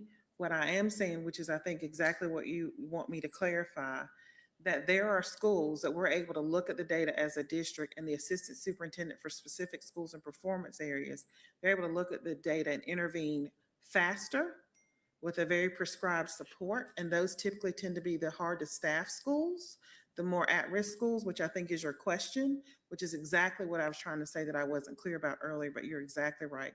Those are the schools oftentimes that we're able to intervene earlier, which is why when you see our data in the fall, you're going to see significant changes to schools that historically have been on certain lists with labels for years that aren't on this list anymore. Yeah. And so for me, I understand I'm a parent of a third grader now and a kindergarten. I understand this and I understand a lot of the things, but I don't want to do something, making a rash decision that could be harmful in the long run. All right. Dr. Hatch was next. Dr. Hatch. I also like to echo Dr. Witherspoon. I think that as someone who's been a technology leader in this community for 2 decades, typically what you see is that the technology is being picked on, but there's also people in process. And what I heard from Dr. Ball is in a view of we need to look at how our people are using the tool, and we also need to look at our processes, and a plea for the board to do that. We are in 2026, there will be technologies in the classroom. But I don't think it's lost on anyone that the district is saying at least that's what I'm hearing from Dr. Ball and Dr. Balknight, that they need to take a step back and look at it. We also know that there are privileges in all the voices that we're hearing from. And the students who we are just got through advocating for the most will be the ones that are harmed if we remove this tool that can look and see that they're not getting those lessons and that they're not getting the supports that they're needed. And we just disrupt that learning without a plan. If this is something that the board is really bullish about, I think that that is something that there needs to be a plan for. You can't just deprecate a system that's on June 30th that directly touches students, right? So we talk a lot about this high quality instructions and a lot of the interventions that are provided to teachers and how do we see it with students. This tool is directly in front of students. And yes, I understand parents. I'm a parent myself of a rising fourth grader who's had great experiences with iReady. He knows his goals, he knows what to do, and he finds it fun. So every student is going to experience things differently, but I think if we were to make a rash decision to remove this tool that's integrated into our big district, I think we should, as a board, plan to have some emergency meetings over the summer to figure out how do we make sure that we have not done harm to kids. With that, I have 2 questions for you, Dr. Ball. I heard a lot of your presentation, which I appreciate the way you laid it out. And I would love for you to speak specifically to parents, not necessarily to the teacher as the user, but to parents who believe that their kids are on iReady all day, that they're sending kids to school and they're on iReady all day. What would you say to those parents about kind of how to advocate, what to do, and also what are the facts of what do you actually know about what's happening in most of our classrooms? Thank you for that, Dr. Hatch. So as a mom myself, I have a 23-year-old and an almost 16-year-old. She'll be 16 next week, so y'all pray for me. I can almost attest that there is not a classroom in our district where a teacher is taking her 15, 16, 17 kindergartners or third graders, putting them in front of a Chromebook all day, more than 15, 20, 30 minutes, depending on the grade level at a time, particularly in our elementary schools. Our assistant soups, our specialists, our executive directors, our principals, our master teachers are in and out of classrooms coaching, providing feedback, small groups. So if you go back and look at our instructional tenets and you look at the amount of time that, for example, in the kindergarten classroom that students spend in skills block, an hour a day specifically on reading foundations, another hour thinking about the EL module, another 45 minutes to an hour on math, which is interfacing. Then you have your special area time, which is 45 minutes to an hour a day. Then you also have physical activity, you have lunch, you have social studies and science. And so iReady, when we went back and actually pulled the data, the aggregate, the average, when we actually went back and looked at the data, it's about 5 to 7 minutes per day per student. When you look at it across 180 schools and 180 days of instruction. So we do have that data that we were able to actually pull and to take a look at. Now we know with an average that we have, certainly more or less, but that is the data that we have. And just speaking as someone who is in schools and has served in, some of our schools with students who are furthest from the goal, I will tell you that there is robust teaching, there's robust collaboration. Teachers are pulling students in small groups. Students are certainly working, to have dialogue and conversation and problem solving. It's almost impossible to have the level of growth, particularly around proficiency and students who, I think Dr. Balknight spoke to that, without having that level of teacher interaction because of the level of rigor of our standards and the level of rigor of our state assessments. And so when students are moving as rapidly as they are, we certainly know that we have work to do. iReady is simply one tool that gives teachers another chance to take a look, that gives students an opportunity to be able to engage with activities that are on their level, but also that may minister to the standard that they're learning in the classroom. But it is certainly not our North Star, our cornerstone. It is simply a piece of the puzzle, but it is a very important piece of the puzzle when you think about all of the different roles that it plays every single day. And Dr. Hatch, I would also echo just your sentiments around, if I had to speak to parents, just around students who I believe as a chief academic performance officer would be most harmed, would be students who may not have access and opportunity. For example, over the summer to different programs, iReady will be provisioned in Camp CMS, but students also have access. Students have access in after school. And so I just want to make sure that we also, that I would agree as a chief academic performance officer that I do have concerns about the students who would be harmed most. It would be our students who we are fighting the most for at the dais. Did you have a follow-up, Dr. Hedge? No, thank you for that. Vice Chair Rankin. Thank you, Dr. Vaught, Dr. Balknight, Chief Thompson. I just want to make sure I'm clear. When it comes to the emails and information that we've been receiving, to me, it seems like it's really focused around screen time. And I want to say, I understand that. I understand that there needs to be maybe some reviewing of our procedures around screen time and not more specifically directly tied to iReady. I think iReady is catching the brunt of this because of maybe that's the most interactive tool that's being used, that parents use, that students use, that we can identify. And I just want to make sure that we're clear in the presentation. You state that you say that we're going to be looking at refining assessment and technology use. Is that what we're going to be doing overall screen time? Yes, absolutely. And we've already started that work in a very aggressive manner. So what you'll see at the start of the school year is the introduction of tenets around screen time. That is something that we have not historically had. And anytime that you put a guardrail, you draw attention, you bring awareness, you have those conversations, it immediately, has an impact. And we know that that's going to reverberate and be more efficacious, certainly in the second semester. But just thinking about having those conversations and having folks think differently about opportunities for how students learn in the classroom. That is something that we've already started, and certainly you will see it at the launch of the 26-27 school year. We've already introduced it to principals at the Summer Leadership Conference, actually. Thank you, I appreciate that. And I also just want to be clear, this is a tool that we know this is a supplement to high quality instruction, correct? Yes, sir.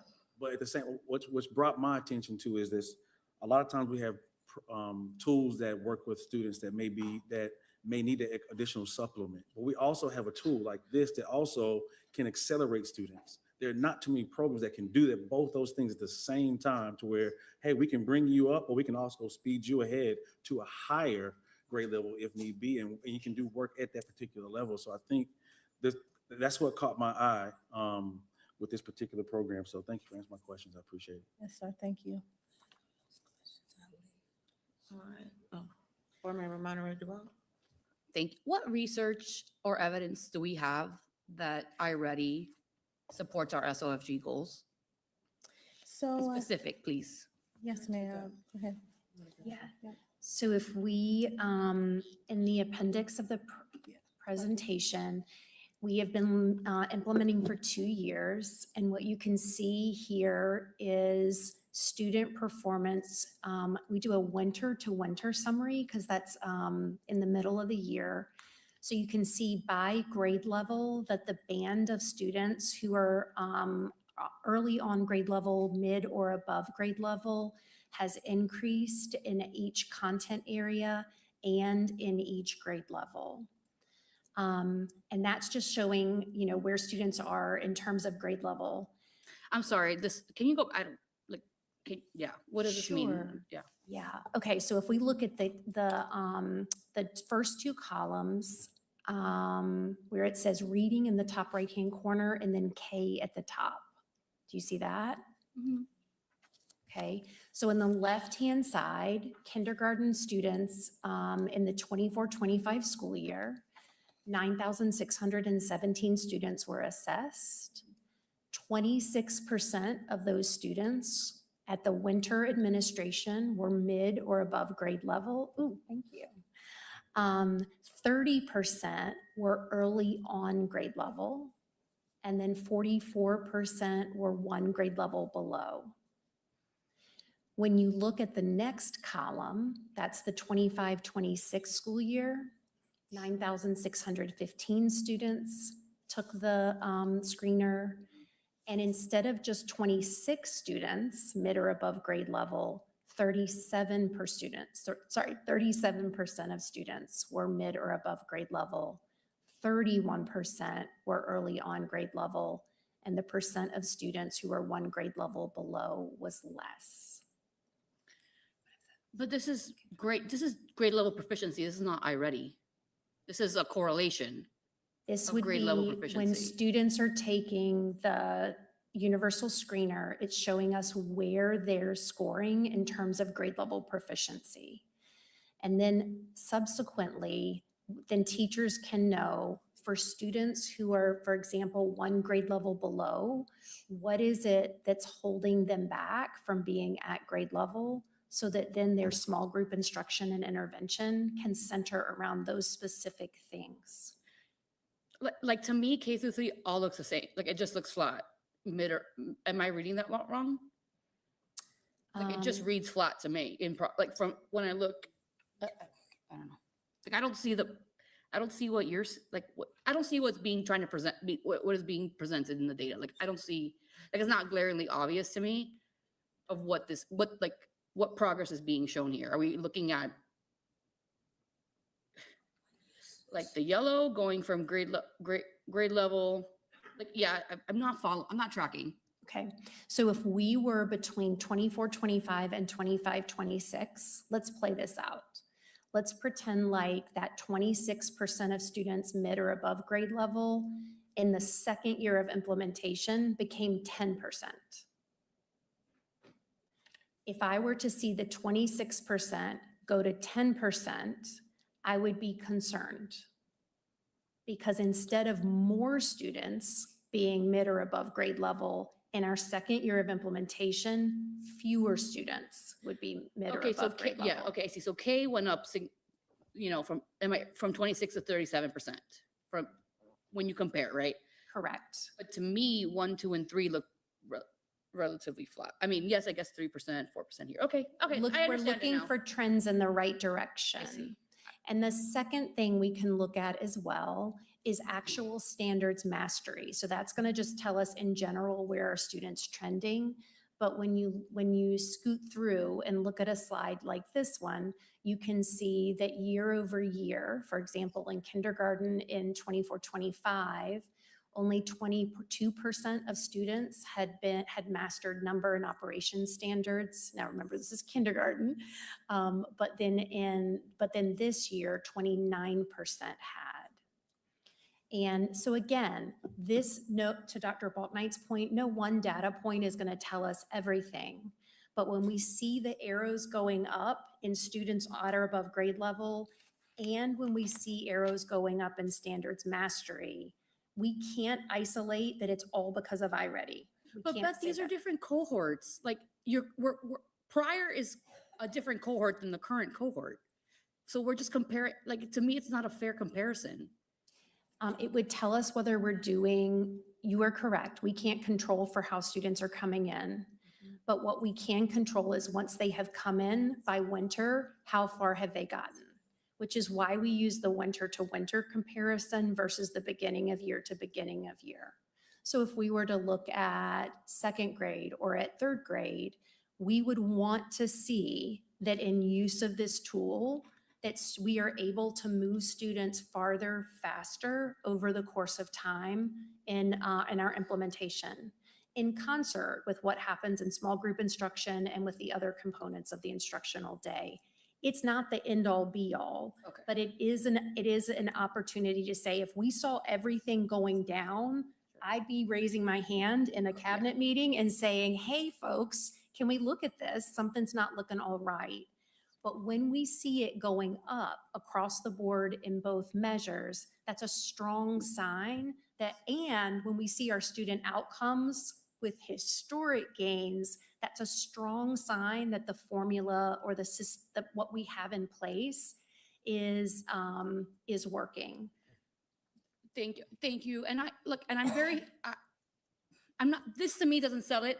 I'm a numbers, like, to me, this is not like, and I know y'all say historic gains, but I'd be remiss if I told you that if I agreed with that, because my people are still the lowest achieving and there's still massive achievement gaps. So let's stop saying historic gains, because to me, it's so offensive.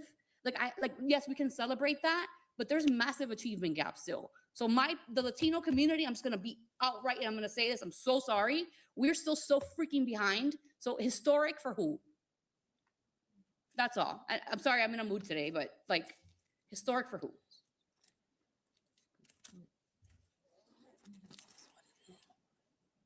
I'm done. Follow up, okay. Board Member Haynes. My question is about data collection itself. What I would like to know is, what were your methods to triangulate the data? If you came up with this, how do I know that these gains that we got were significant to iReady? In my mind, the only way that I really truly know that is if I'm able to triangulate the data to understand what factors actually answered the question that we have here. I think that with this presentation and what I'm seeing, we're grossly underestimating the power and value of our teachers and what they actually really bring to this process. I'm not convinced that iReady is the single source for these gains. And even if it was a source for these gains, the gains that we see are not, they're historic, maybe for some, maybe not for all, but at the same time, it's not significant enough for me to be bought and sold on iReady. But I do want to go back to the original question about data triangulation, and if you tell me about that. Sure. So we wouldn't have been able to do that yet for this year's data. And we'll still have students who will be completing coursework and taking some assessments throughout the summer. So once we've got our official data in August, we would then be able to take that and pair that up with how students were doing with iReady and compare that to how they did with assessments as well. Yes. All right. I'm gonna land this plane. So I think it's a couple of things here. I think it's a convergence of a number of things, which I think that you can see. One, I think, as was mentioned, that iReady is being associated with screen time, and like it represents everything that's happening in a school day, and it doesn't. I think it's also being associated with the number of assessments that students take, and that it is also being I don't want to say insinuated with that it is the tool that is lead to gains independently. And I don't think any of those things are being, all of those things are true, and none of it is true. I mean, I just think that's what's happening here. I think it is, I think what is trying to be communicated is that it is not one singular thing. This is not, there is a concern about, like, all of those things have to be solved too. So number one, I think what you're saying is that come August of 26, there will be some standards that say from K2, the screen time is going to be this. And that's going to be the thing. This is the screen time for 3, 5, 6, 8, so on and so forth. So I think that's what I'm hearing. That's one. The second thing that I think that I'm hearing, that I think that there needs to be an understanding about that, it is concerning to the community is the number of assessments, right? And what does that look like? Are there going to be adjustments to it, or why these assessments need to be, what is really needed? I believe that there is, and I don't know whether it's true or not. Obviously, I have children in CMS, so this depends, but I think there's also a concern about the amount of time that each student is having on assessments. Like, are they taking assessments? Is a kindergarten taking an assessment? I'm just using an example that takes 3-4 hours, and they're 5 years old. So I think there's a concern about, so the messaging needs to be clear on what is actually happening in terms of that. And then the last thing is, obviously, as Dr. Hatch mentioned, technology is going to be in classrooms. Assessments will be digital. When you take the bar exam, it's digital. When you take the whatever, the EOGs, all that it is going to be digital. It's not going to be some of the emails we got. You're talking about using Scantrons. Probably some people on this day has never used a Scantron. I don't know. But what I'm saying is, like, so we have to model with that. The question before us today is, what is the system that we're going to be in place in order to be able to collect this data, in order to be able to move students forward? I mean, that has to be a solve too. So my question is, and this is, unusual that we have this type of conversation at the dais, which is great. I think it's fine. But for those that have the concerns about moving forward today, what is it that you need to move forward? My concerns are actually more broader. I was waiting on the part where we discussed the motion to talk about these discussion points. First of all, we are a very large district. I'm extremely concerned about any tool that is not evidence-based. And I'll define what my definition of evidence-based is. It is heavily reviewed. It is meticulously researched to the point that there is evidence that says, yes, this is a successful tool. There's a lack of evidence around it. No matter what we say, no matter what PowerPoints we put up here, leading into that, these companies that we have so much trust in, they're taking our children's data and they're conducting research so that they can go sell their stuff to other people in other places. And we are paying them to give them that to get more money and more contracts if they're successful. The other piece that I'm concerned about is a district our size, where we already see that there may be some unintentional misuse. I'm not too convinced that we can turn that ship quickly enough for our kids to see the impact, the less screen time, the monitoring with the K-2.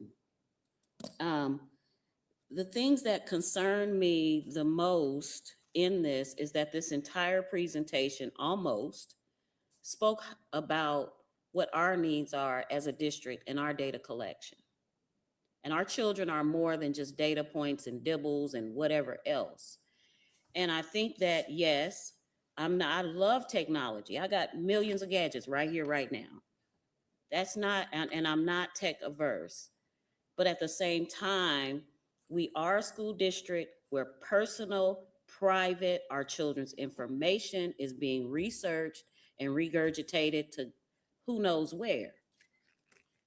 And I'm going to conclude with this aspect of it, and I'm going to restate about evidence-based tools in a district our size. If these companies want to do research, let them do it in a community where there are 20 schools or less. And let us reap the benefits of the evidence that they've already gathered elsewhere, not the opposite way around. And we're paying a lot of money for these things. I do align with the fact that you can't completely cut off a spout, so to speak.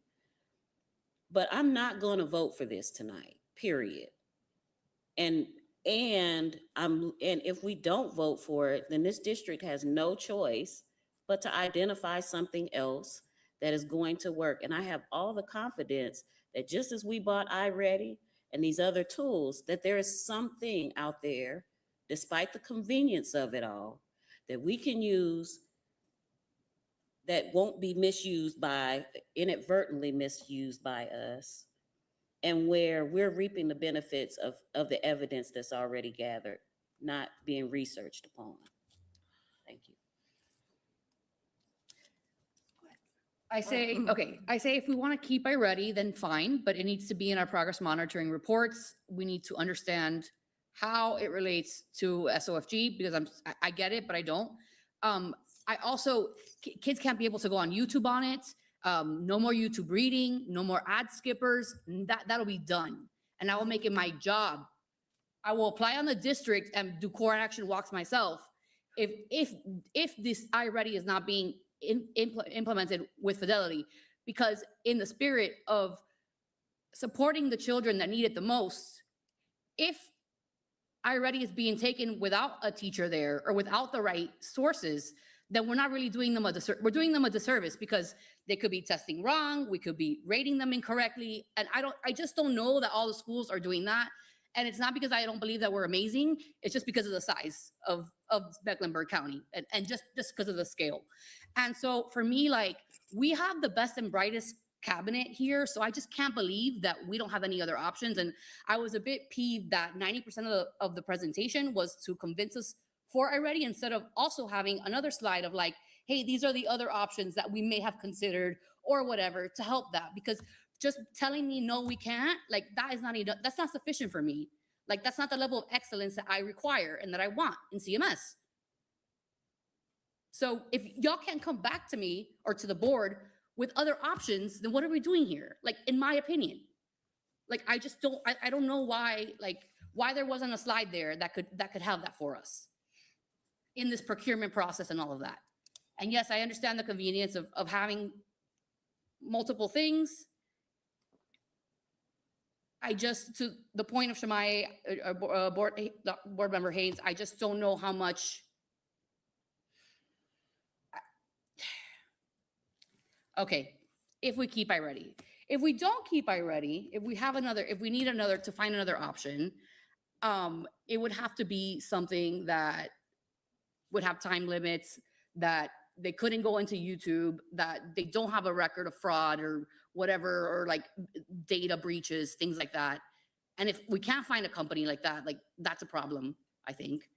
And then what will be the other requirements for not iReady? I think we need to look at the screening tools that we currently use. Like, I don't know, I'm making this up, does Dibbles have a screening tool? I don't know, like, is there a way to consolidate our tools in another way using what we have currently? Okay, I got that. And I have a question for Dr. Balknight. I think that I have a solution here. Go ahead, because I would just be reiterating. Go ahead. All right, Dr. Witherspoon. Yeah, I think all of the points are fair. And I hear everyone. I hear the community clearly.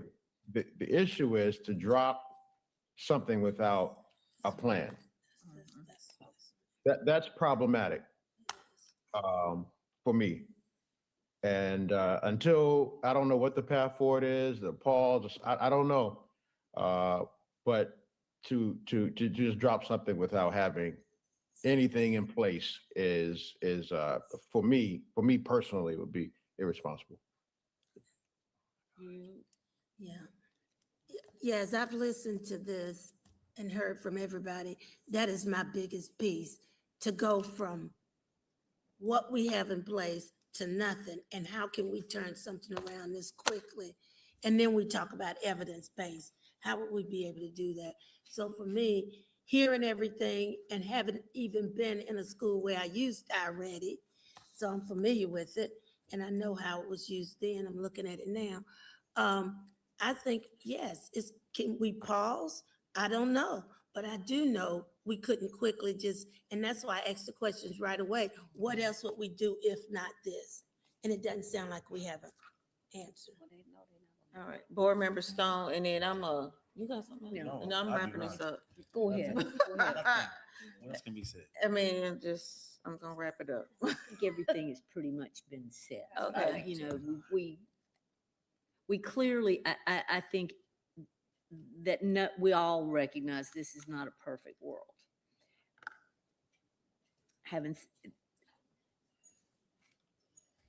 This is, I can't talk anymore. I'm gonna have to. Okay, no, you cannot, because a motion is not on the floor. That's call for the motion, but Yeah, no. There's a war going on in here. Yeah, yes, I think so. Dr. Balknight, I know that Dr. Ball indicated that the contract was ending. The contract ends, I believe, in June. So that means our students in summer school potentially would not have access to the programming. And I could share and apologize that we didn't bring other options. We did 2 years ago. We had multiple platforms and were reduced to this. And one of the things that we worked to do 2 years ago, was to come to one platform. So it's been great feedback. I also recognize that some of the issues or frustrations and concerns is even just the fact that we need to work with our technology team to see what additional things can be put in place, because teachers are supposed to be managing and monitoring as students are doing this work. And I'm hearing you talk about that you're getting feedback from parents that kids are going on other things, which is not the intent of this time. And so this has been good feedback for us, but this is year 2. So last year, the reason why Beth is talking about year 2 data that she looked at it this summer, or Chief Thompson, is because last year, I think in the monitoring reports, we basically just said we implemented. So year 1, we implemented, we worked out the kinks, we got people engaged. Now we finished year 2, people are using it. And do we now need to go back and tweak and clean some things up? We fully acknowledge that. We got great feedback from you today. We were getting great feedback from families and we've responded to them as well. All feedback is important. We definitely take that. This has been very constructive for us and we welcome that feedback, but it would be very difficult for a district this size. It takes a long time to implement something to change in this moment, because really we're ready for the new school year. Like, you don't really have a summer. Like, it's time to go for next school year. So we hear your concerns. It would just be very difficult. So we'd either have to pause iReady altogether and not have anything for the 26-27 school year potentially, or not until mid-year. Or we would work with the feedback and work to continue to improve before the opening of school and then come back. So we certainly had no intentions of saying this is the only way. We were working within the confines that we had. So we apologize if we did not meet the expectations of the board today. So my question to you is there an opportunity for some type of bridge contract? Meaning that there is something we implement through the summer, and I'm only saying that so there can be an opportunity to come back with the report so that parents, board members, whoever can feel better about the progress that we're going, or saying that we're going to put these parameters in place, and not it being in such an abstract, and I don't mean that as a criticism, but that it is actually, this is what is going to be implemented and this is how we're going to do it, without it being an abrupt cutoff, so we can move forward with whatever that action is. Because if once this information is obtained, then it is a conscious decision that each board member is making to just cut it off. So I'm just wondering if there's an opportunity for a bridge contract. That's a fair question. I would also ask, would the board consider us changing the contract to a 1-year contract and investigate and do all the things in the feedback? so that we can have a long-term, one-time solution.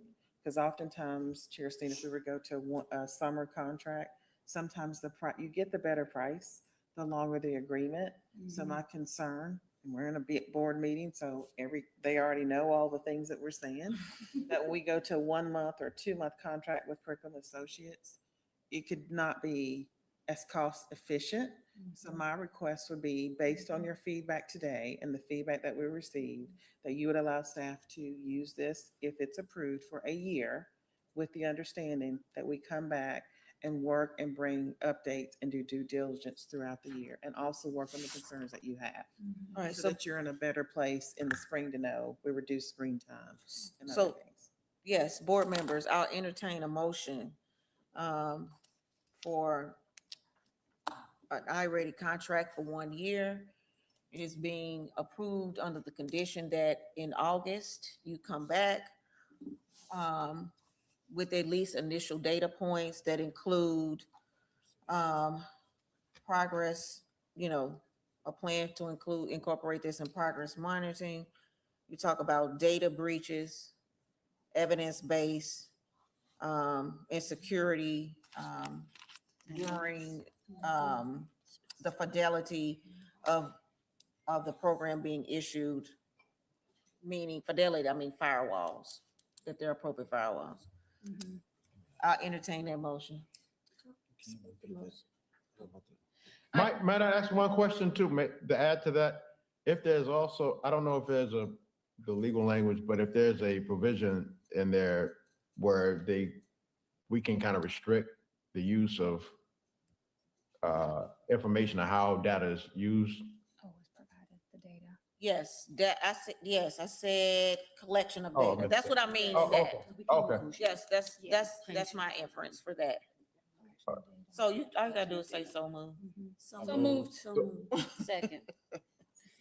It's moved by Rankin, Second. second by Ship. Just for clarity, is that all captured? Well, it's recorded, so it's definitely Okay. captured. All right. I want to make sure so the staff will understand We'll what watch. we're looking Exactly. for. We're gonna watch the video. Yes. All right, I feel better. Yeah. we ready for the question? Yes. Ready for the question? All right, all those in favor by show of hands.